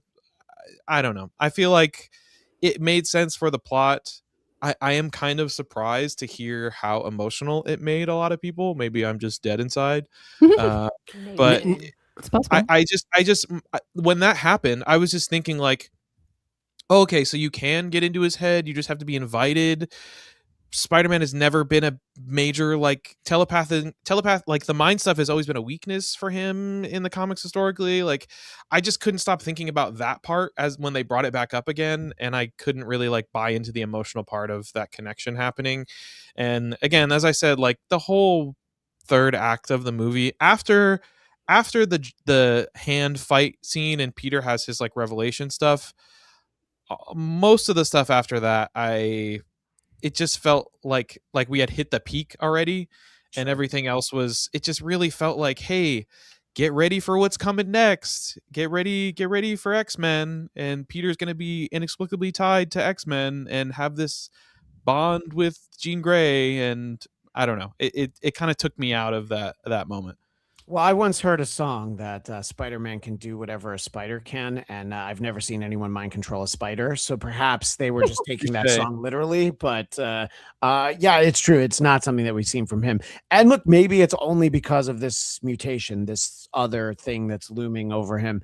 But it is one of the weaker parts of the movie, so I'm not going to try to defend it. But I'm always interested. Okay, what was their thinking? And they probably won't tell us because they'll just point at the money bag. So I thought about that, and on it. Yeah, if it was the mutation, then when he went in there to fight them and he had the inhibitor on, then she should have been able to just jump into him and take him over. So like he was more than 33 feet away at that point. Not when they were in the where the vault was. Oh yeah, that's true. Okay. Well, know, like once he starts fighting Hulk and all that stuff, like she's right there. So I don't know. Christina, is Nate dead inside? He put that theory out there. Is it possible? I don't know that I know. I will say I have a particular soft spot for dead relatives gets me every time. I don't care. And like people who love each other but can't be together. So I'm like, it was a 1-2 punch. Oh my for gosh, me. this And movie the really things that got hit you, me. didn't it? Yeah.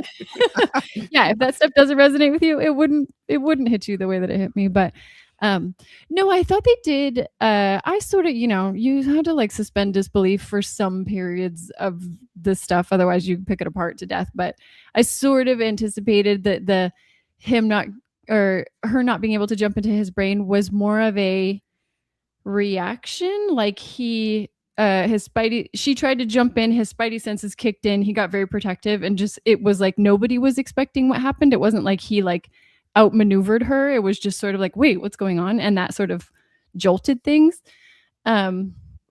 Why she never revisits again, I don't know. Maybe it's just, we're just leaving that alone until later when she wants to get back into his brain, and sort of like now we're bookending this whole commentary. But I thought the use of Aunt May was really nice to show why Peter is how he is, because he got that love and he had been receiving that love so consistently.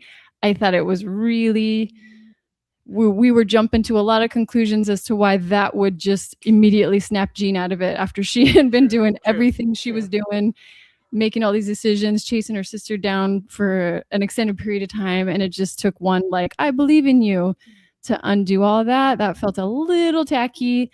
And I knew what they were trying to do, but also I was like, ugh. But again, I didn't love their use of Jean Grey. I thought they were trying really hard to like make her morally grayness acceptable. Yes. By showing her arc, Well, but I just thought her arc wasn't enough for me. I think you'll appreciate what you just said, Christina. Her You name know. is Jean Grey, so obviously there's a lot of questions there for that. But yeah, no, I agree with really with everything everyone's saying. It's hard to sort of pinpoint the things. The things that I feel like, okay, that doesn't necessarily work. I also saw it 2 times. By the way, the second time I saw it was a Sunday at 10 p.m. and every seat was filled, and I could not believe how busy the movie theater was. Yep. So I will say, I yeah. think I went to 3 movies that weekend, and Humble brag. I know, right? It was a Get it, good girl. birthday week. I'm just gonna say, but I went to Avatar, Aang, and then I went to Spider-Man: Brand New Day, and then I went to Odyssey the next day. And every single theater that I was in, every seat was filled, and I've not seen that in so long. And like even pre-pandemic times, like that was pretty rare. But like like having that experience out there in the movie theater was probably one of the reasons why I got so hyped up by these movies this weekend, because it was like it was a shared experience. It must have been weird seeing Avatar, because you were seeing a movie in a theater that didn't have Tom Holland, Zendaya, and John Bernthal in it. You know, I will say it was weird, but don't worry. The couple next to me could not stop talking the entire movie because apparently someone didn't see any of Avatar: The Last Airbender, which I thought you were happy to see the movie with my wife and I. What's wrong? You invited us, Katie. Next time, do your homework, Eric. Yeah.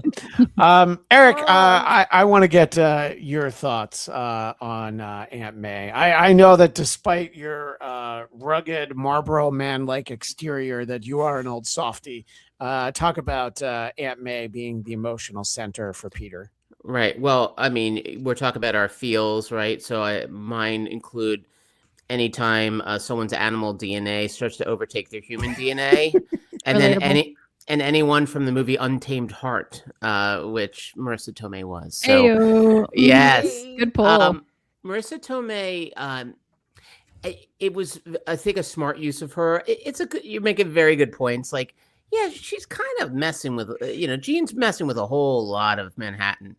And seems to be okay doing it and putting people's lives in line, and possibly a few people got killed along the way. By the way, let's be honest. How good were they? Yeah, it's all right. The stuff they did, stuff she did, is not going to be without consequence.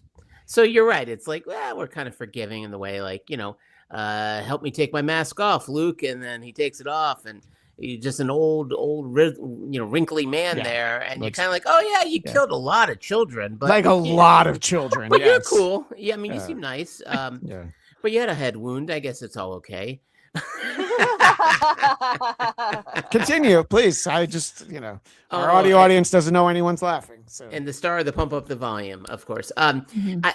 I think they were really smart how they used kind of one of the very shrewd bit of storytelling they did with this version of Spider-Man throughout these films. There is no Uncle Ben. Yeah. And I think like that is great. And so that moment when she said the famous line about, responsibility, I remember people in the theater were like, oh, and that was in the last film. So I think like she is so important to Peter, and she's like his tie to the past.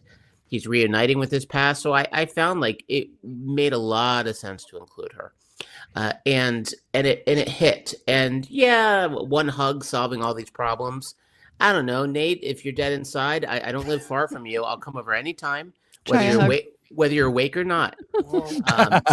And would be happy to share this. Whenever Eric's given an opportunity to make it creepy,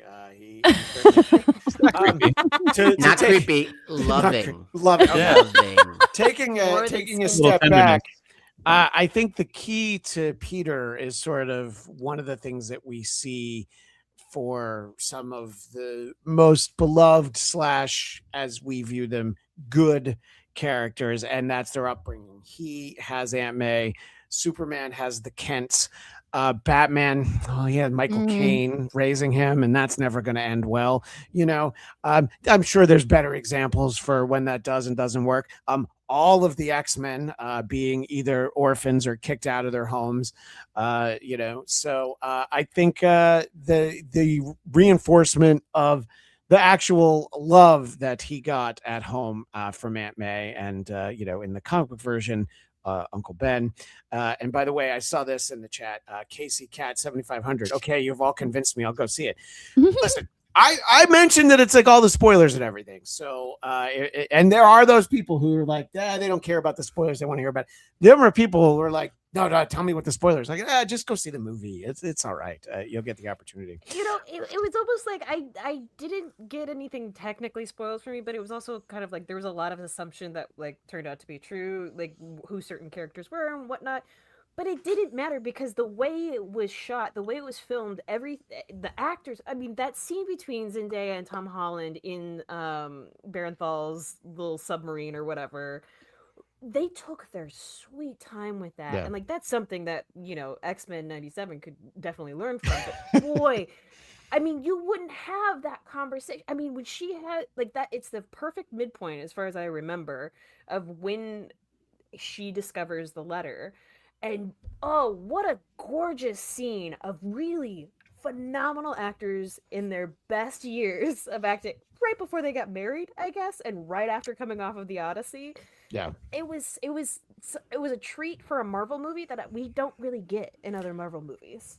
Can I jump in on that too? Because also when he swings back with her after that moment, oh god, that was, and again, when you have a really good director behind the camera, it's like that. It's like, how do I punctuate this with something we've seen a million times, namely him swinging?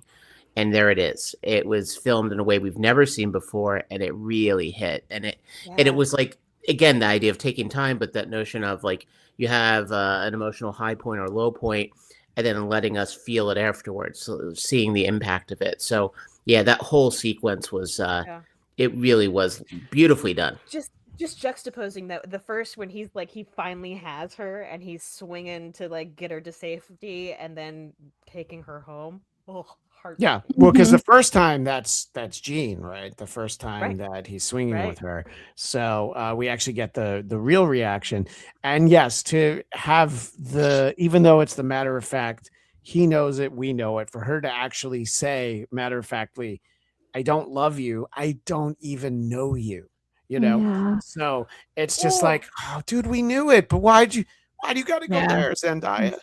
MJ, it was a real heart ripper outer. Yeah, but it was so perfectly done because it was like, yeah, she doesn't know him. Yeah. Obviously, Jean even says like, there is nothing about you in here. Yes, she's taunting him, but she's like, there's nothing. But that's what makes the end with Ned so much better because the true love story is in their handshake. Is a bromance. Well, Also, I don't know if you guys heard this, but there was like a theory going around that like that's what like kind of proves that Ned is magical.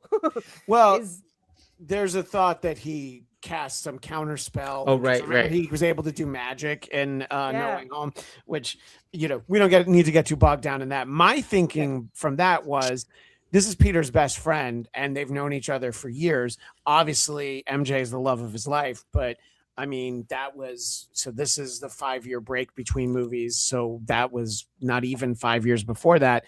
But we're assuming that he and Ned were friends since they were little kids. So the muscle memory of the handshake, yes, maybe he remembers Peter, but then also he heard MJ say Peter. So then maybe he's just connecting the dots. And there is the shot that could be late in production, inserted her on the rooftop with the necklace that he bought her in Far From Home. So we're allowed to infer whatever it is that we want, but I like that we don't actually know what they remember. And yes, we know Spider-Man will return, and we'll talk about that at the end. But when he returns, we're not going to tie up any of this stuff. He's going to be in Avengers mode, whether that's Doomsday, Secret Wars, or something small else. potatoes, big potatoes. It's going to be strictly Spider-Man Big Potatoes is actually what it's That's going what to be. the name of the movie is going to be. What do you think about all of this, Nate? Because the internet likes to show that it knows better than me. And Brody sends me a lot of those links. And sometimes I'm like, oh, that's really interesting. And sometimes I'm like, that's the dumbest thing I've ever heard. It's a little bit of a mixture because I think the Ned stuff is fascinating. Also, let's not forget his name is Ned Leeds.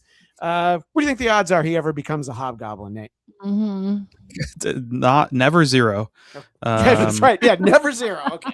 But anyway, your thoughts on all of the I also saw the theory about the Ned magic thing, and I hope that's not true. I really hope it's just within the constraints of the movie of that he heard her say Peter and like he was just kind of making the connection. What I do think, my theory is that you have two best friends who went to school together and lived together. I don't find it unlikely that she told him what she read, what she saw of like, hey, by the way, Spider-Man told me that we used to be in a relationship and then did a magic spell and I can't remember it and it's really weird. And like, I think it's totally plausible for her to have a conversation with her best friend that's her roommate about that experience. And so I think it was more of him just putting those dots together than like necessarily remembering. But I do agree with you, Christian, that I like that they did not, it could go either way depending on how we see the story evolve. But I was just really glad that, like Katie said, like we had that moment where she said like, I'm not that girl, because I was really worried we were just going to jump straight back into it, which like, yes, it would have been maybe a little bit satisfying, but I feel like, especially for the character of Peter, like all the work they've done in order for this movie to feel this way of us having this origin trilogy, like we're in kind of new ground for Spider-Man territory. No Spider-Man has had this many movies, right? We haven't been able to stay within the same continuity and building and growing. And so the idea that maybe we get a Gwen Stacy, maybe we get a relationship with Black Cat or something in the interim as Peter is, still friends with MJ and in their life, but not in that same romantic way. It kind of opens up a lot of storytelling options for Peter as a character. So I think it was really smart how they did that. Like it really gave us some, it gave us like a little bit of a closure from the last movie in terms of like what the fallout of that actually is, what it will look like, without immediately just returning it to the status quo.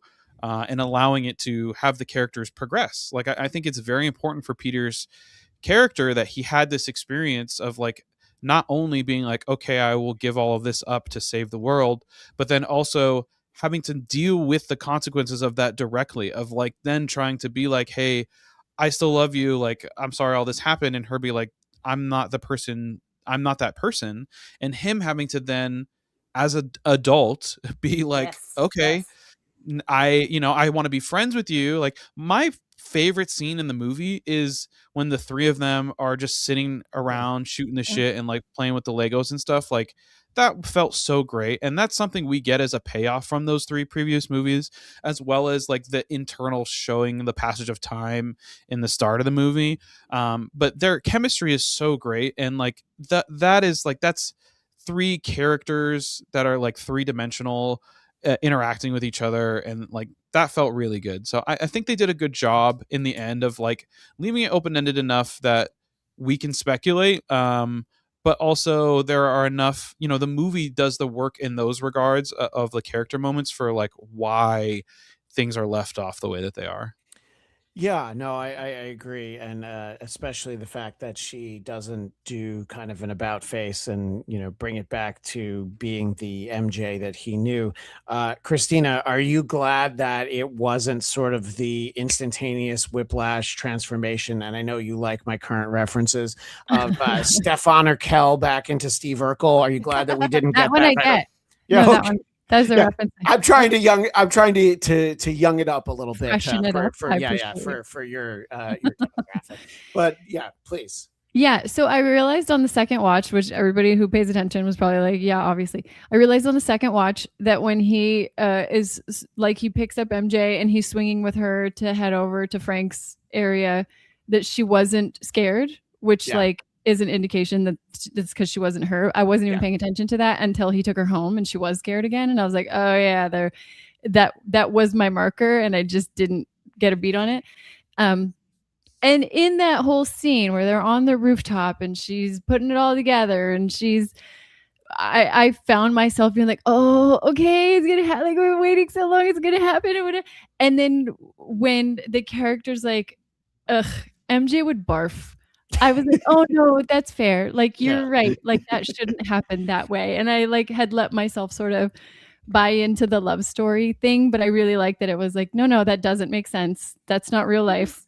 It was the perfect like turn, and I had suspicions that it was Jean that was in there, but like until she said, ugh, MJ would barf, what a great line, because she fucking would.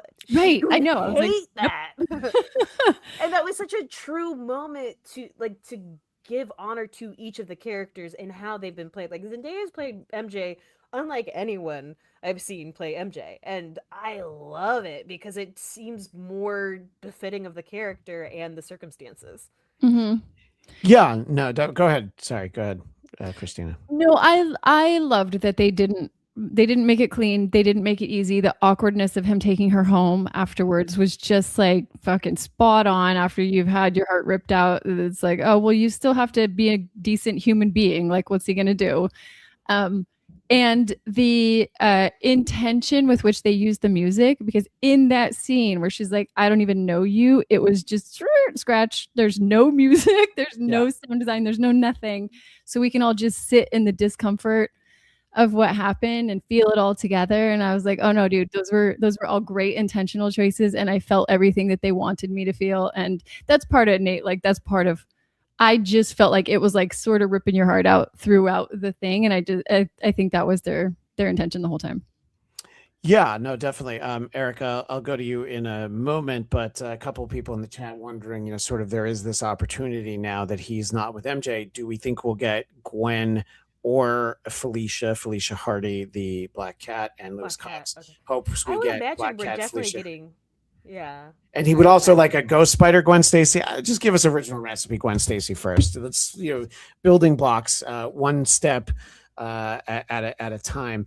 And they were setting up in the Andrew Garfield Amazing Spider-Man 2.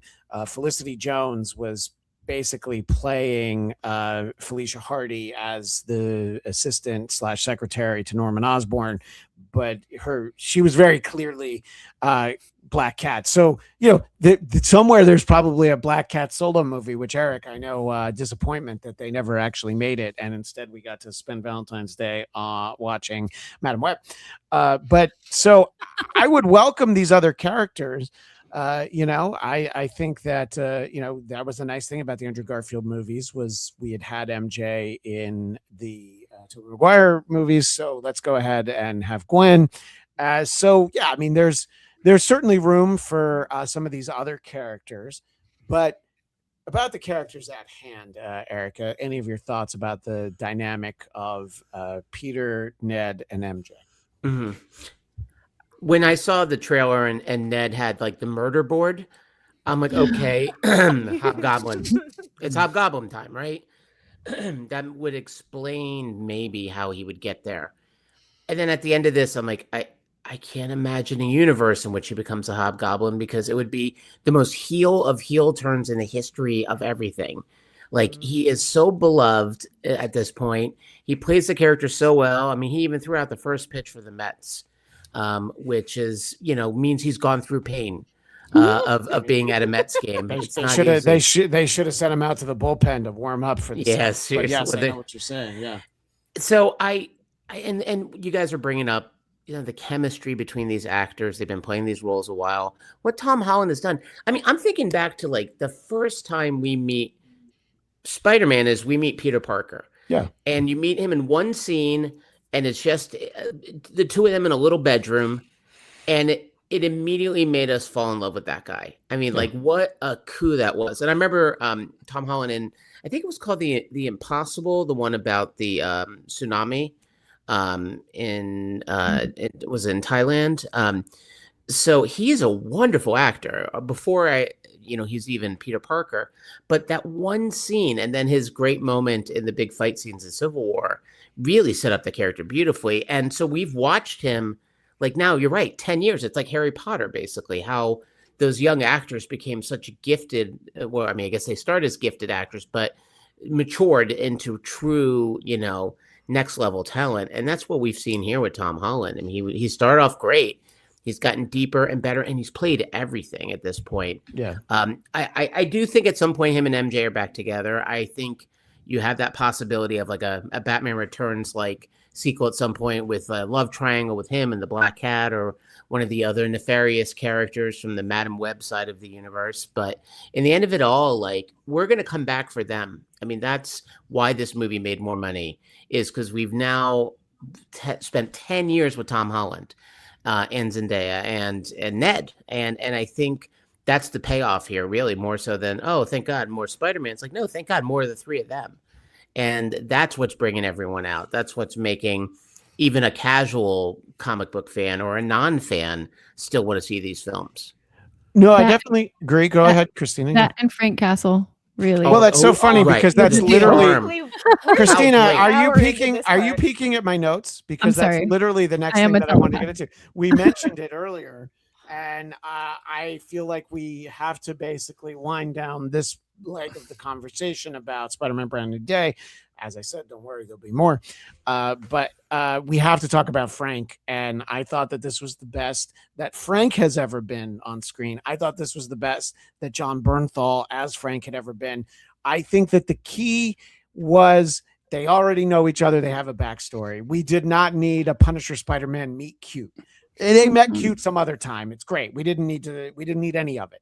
It's like how we never saw this Peter bitten by a radioactive spider because we knew it happened. We saw it in the other movies. We've seen it animated. We've seen it in video. So great. Just jump right to it. Talk a little bit, Katie, about this Frank Castle, who is the same guy that we know from Daredevil, but then also don't ask, is that a picture of your family in his cabinet? Because that is also the Frank Castle that we know, right, Katie?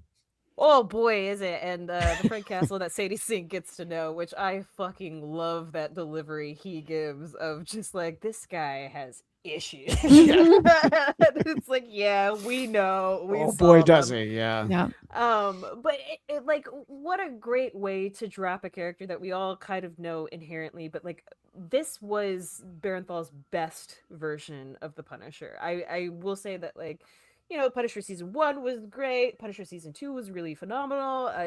The Last Kill was a movie. With Angela from Who's the Boss? Yes. Yes. Yeah. That was, I'm so glad that he had a writing team. I'm so glad that he already had this pre-established relationship with Tom Holland, because that was so inherent to just their on-screen chemistry, and like they did it perfectly. Nothing more needed to be told about it. It worked really well. Their little bickering fighting thing, fucking great, Loved it. phenomenal. Yeah.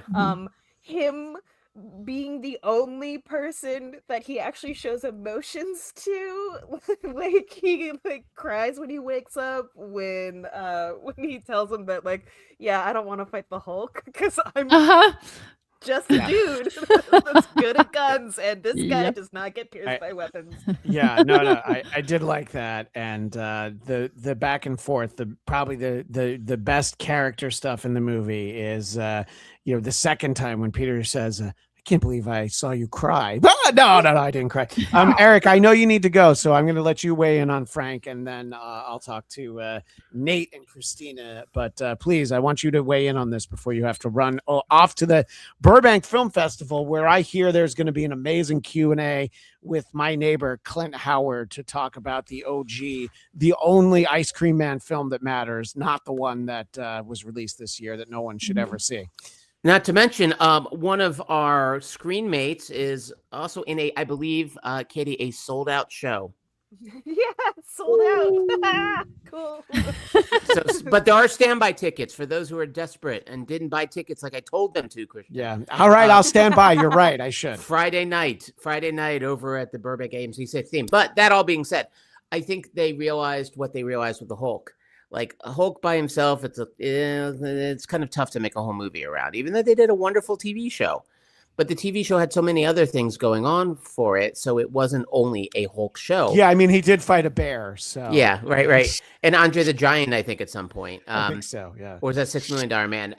But here, I think, it's like you need a little bit of sugar with the spice, and I think that was a perfect use of the Punisher. I was sad the Punisher's stunt double didn't show up in this.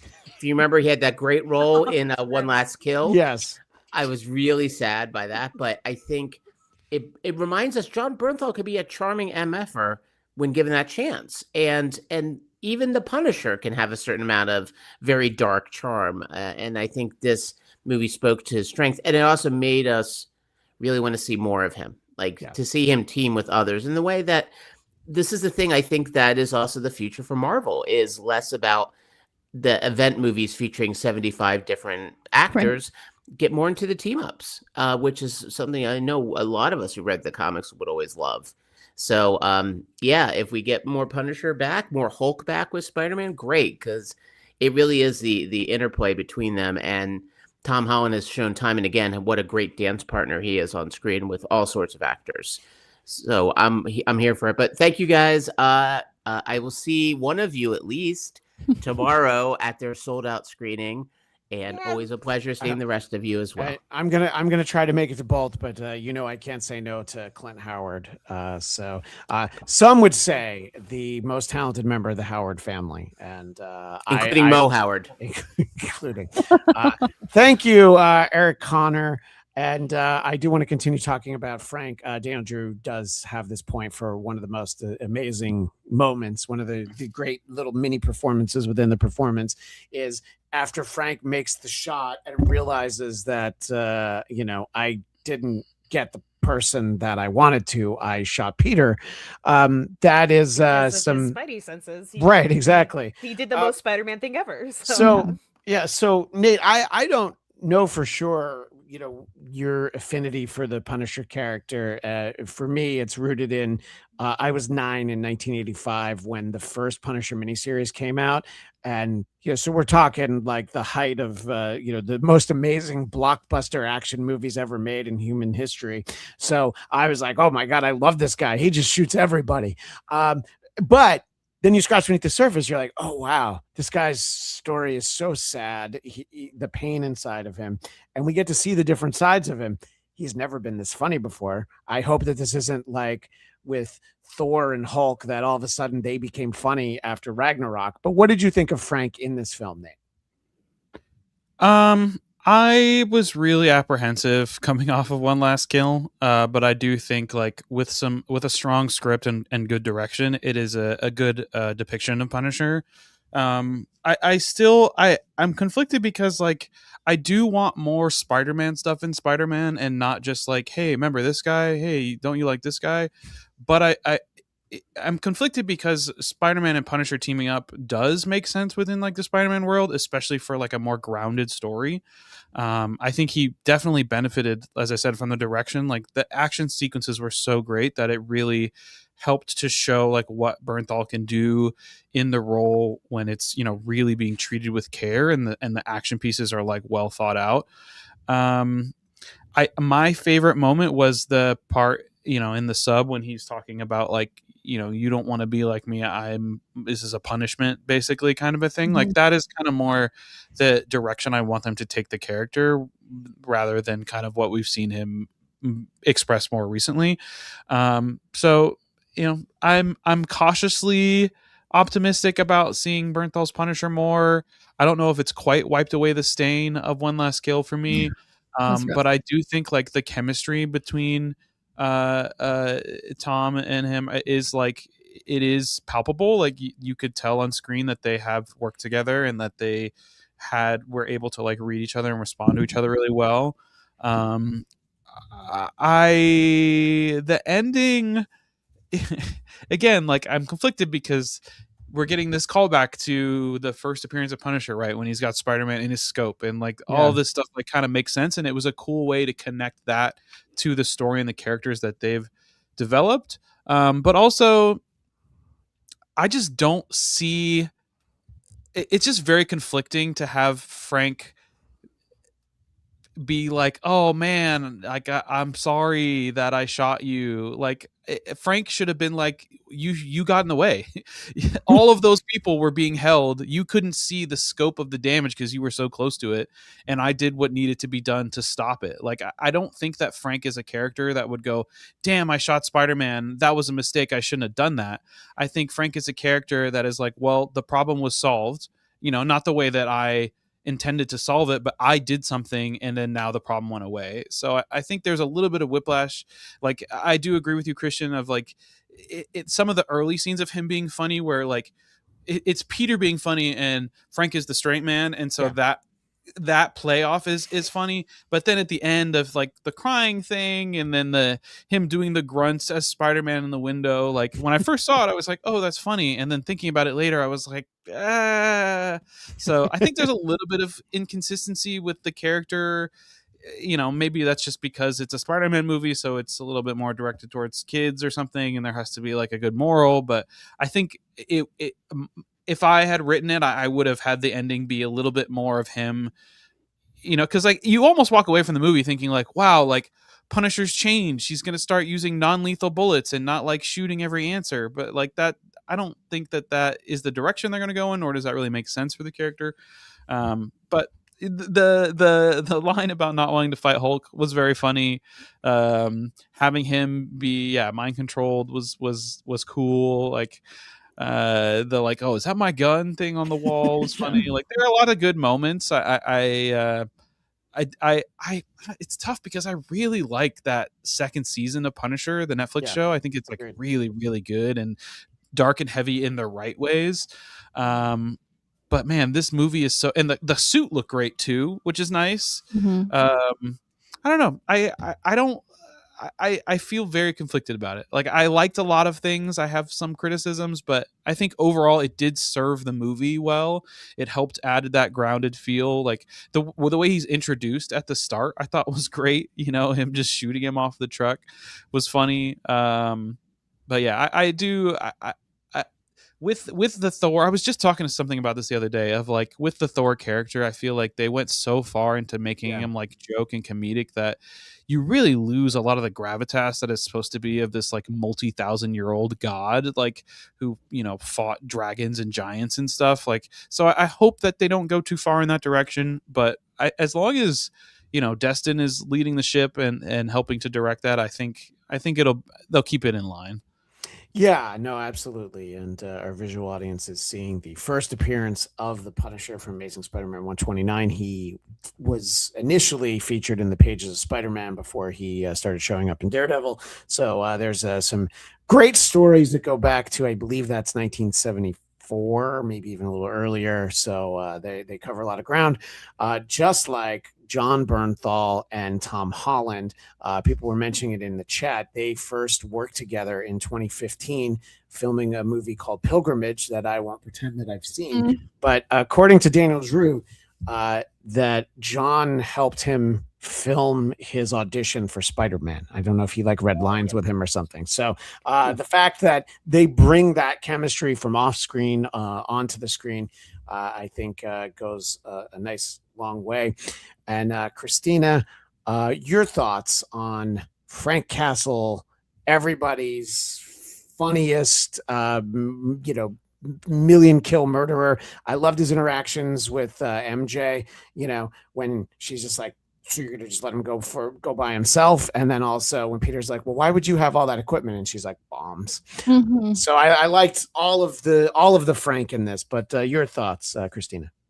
Yeah, I loved it. I thought that was the highlight of the movie. I thought he was the perfect addition. I think what I love John Bernthal as an actor. I feel like he brings that sort of like gruff, grizzled energy to everything he does. But he didn't ever make a joke. He was just who he was, and their grumpy old men banter back and forth was what was funny. And so the fact that neither one of them ever had a zinger, but they were just giving each other shit the whole time, and the fact that he could get a rise out of Peter, which nobody ever does. He's always like a very even keel, like, I'm gonna do the right thing. And every scene he left with him, he was like, so annoying. Like he's clearly like getting to him, and I love that dynamic because that's what made it funny. It wasn't anything about the jokes that they were making. My read on when he was crying in the hospital, I had 2 thoughts about it. I'd never like when you finally get the guy who's like the big gruff guy starts crying, and the first thing is like, are you crying? Because then immediately like, okay, way to make it like just accept that they're crying. You don't have to point it out and sort of mock it. Didn't love that. But he said it right after, it happened right after he said, that's the bravest thing I've ever seen. And so I thought it was more of a respect sort of thing, more so than like I fucked up. I'm sorry about that. Because I think he was sorry it happened. But everything he does is intentional. So I think it was more of like, wow, you're braver than I thought you were. And that makes me respect you. And because of that, I'm sorry that this all shook out the way that it did. Yeah, no, definitely. And I thought that, there's so many layers to their interaction. One of my favorite things is when Jean's looking at the security footage and they're bickering, but we can't hear any of it. It's all just, the two of them yelling at each other.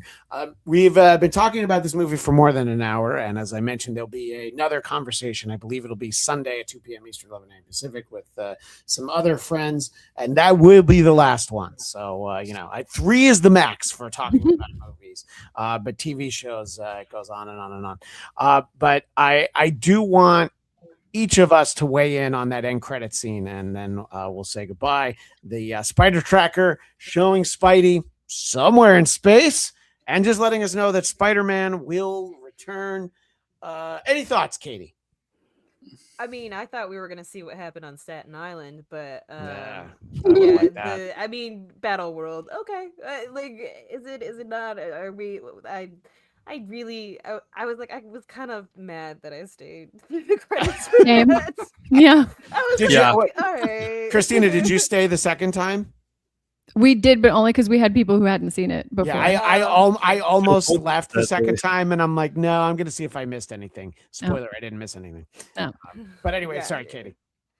No. It was literally, I wouldn't stay for the next time if I see that in the movie. So people are also wondering, oh, it's another Spider-Man. Could it be Miles Morales? And Andrew Garfield has been asked, hey, is it going to be you? And he's like, what? No, I was in that other movie, but But yeah, the internet likes to internet and have its theories. What did you think of that end credit scene, Nate? I was also upset that I stayed for that. It made me make post credit scenes great again, is what I'm saying. Yeah. Like come on. Like it was such a nothing burger. Like they didn't have to shoot anything. Someone just did some graphics. It wasn't clear we already know he's coming back. It was all of it was just like, It's also vertical. you know, you're gonna put all this groundwork into establishing Jean Grey and that mutants exist, even though you're not going to say anything about it, and then send her upstate and all that, and not give us a shot of Xavier Institute. And I know that they can't, because all of that stuff is going to change. They have, you know, Right. they don't want to nail themselves down to anything because they have shot themselves in the foot a bunch of times. But like even more of like, you know, like the shawarma eating thing of like just a little thing at the end that is a shot of the actors in the movie doing something related to the movie would have been on nice. Staten Island and figuring out Like- what the hell happened. I don't know, have Frank- I don't have like- any like actual need to see what happened on Staten Island, but I was like, I feel like that was a good setup to have a cutscene to Staten Island. But yeah, or even cut to them arguing about it again or something, like Right. just anything but that. It just felt like, frankly, it felt kind of insulting. It was like, we know you're all going to stay, so we got to put something in there. And it was just like, come on. My one theory is that I don't think that is, I do think it is a different Spider-Man we're seeing, which also makes no sense, because what we understand of the Spidey Tracker is it's an app that Ned created that's based upon people reporting when they view Spider-Man. So who is out in deep space sending a signal back to Earth to this app? Like, Right. oh, I saw Spider-Man. Like, if you're out there, you probably have better things to focus on than reporting on an app that you saw Spider-Man. His name is Uatu. He's the Watcher, and he's watching Spider-Man. He's watching all of the Spider-Men, and even Giant Daniel Drew. iPhone in the sky. Even Daniel Drew. I didn't mind the Spider Tracker app, but I would have liked something else as an end credit scene. We already know he's returning. Should have been something fun and small. So, Christina, I do like how they didn't. I do like how they didn't actually say what he's returning. No. That leads to conversations like the one we're having right now. Yeah. I don't think Tom Holland is going to be in Doomsday. He might be in Secret Wars. That's my guess. Yeah. Battle World thing. I think, if anything, what we saw was I think that's going to be like Tobey's Spider-Man, and in one of the early montages in the movie, we're going to see an incursion and him die or something. And I think that is kind of what it's more leaning towards. But I don't know. It was very underwhelming. All right, Ladastro has this thought. Ms. Marvel was reporting it because she's in space. I think you might mean Captain Marvel, but either way. So, Christina, final thought. This is going to be on the end credit scene, which you have now sat through twice. When you go see it a third time, which, by the way, you will be able to see this movie in IMAX starting next week, because the exclusive window for the Odyssey is going to end. And they're like, great, let's go ahead and put that on everybody's Apple Watch, and let's put Spider-Man on IMAX, because we haven't been able to see it IMAX because of the Odyssey. So I'm not ruling out seeing it a third time, but it's got to be IMAX. So when you go for a third time, you don't need to stay for the end credits, do you, Christina?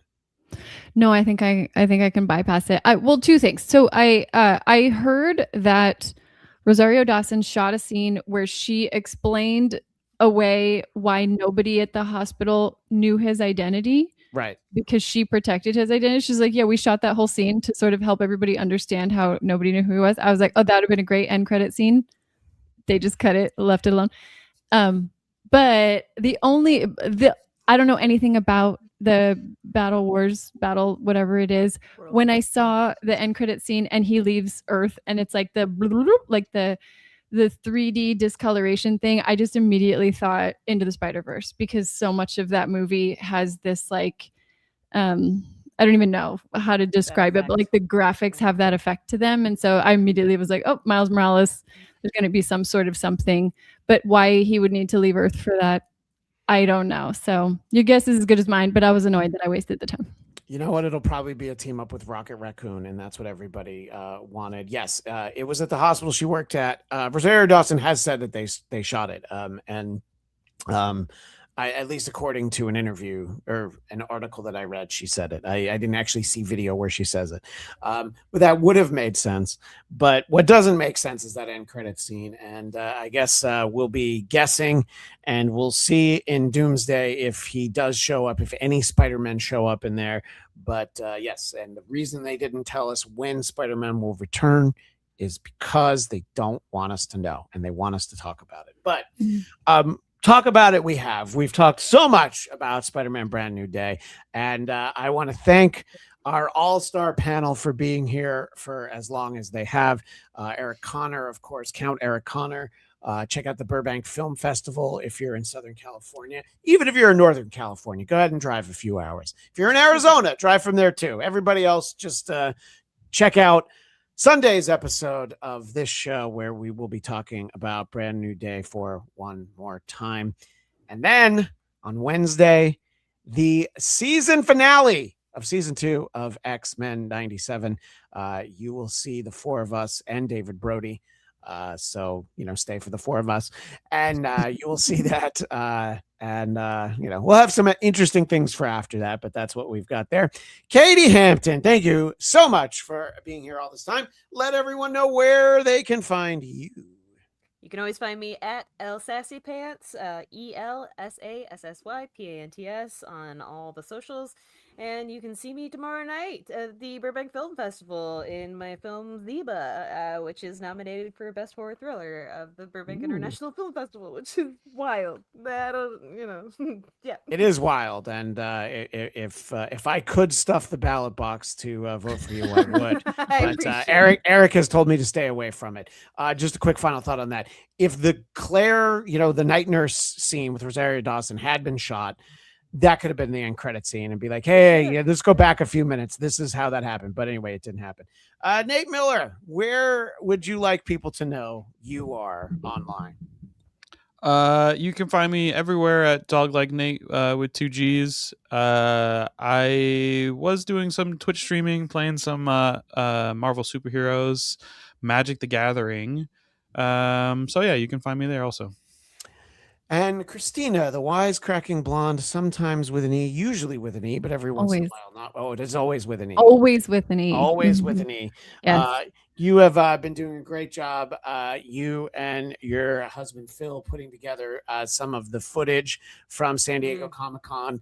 I think everybody should be talking about our Dugout Dads interview where we talked to the cast of The Sandlot plus Topanga from Boy Meets World. And we both had moments where we were like, oh, that didn't go over the way that I thought it would. For a 10-minute interview for us to each have one of those, it's like, oh. I will tell you, that's the joy of being the editor. Is I'm like, whoop, nobody will ever see that. So just mine is in there. Thanks. I left all yours. That's fine. No problem with that. So they can find that on the Geekscape channel and of course on the WIsecracking Blonde channel, and follow you on social media. Yep. Did I leave it? I talk about the show you do that I didn't. You can also see content that we put out on Hexes and Heroes. It's HEXES, the letter N, Heroes. It's D&D live play. So we have a live play tabletop where we have a bunch of cool voice actors that come in and do different characters. Those same voice actors are also in X-Men 97. So it's really helpful to contribute to the conversation to next week. But if you like D&D live play, then check that out as well. And I didn't know this. Daniel Drew, it was cool. We got Tombstone for 3 seconds in this movie, and nice that it was the same actor for Tombstone as in the animated Your Friendly Neighborhood Spider-Man. I had no idea, actually. Agreed. So that is actually very cool. And that show will be back at some point this year. Don't worry. We've got Marvel stuff, even though we don't have a movie until December. But we've been talking for too long, and I know I have. So that is all the time we have for now.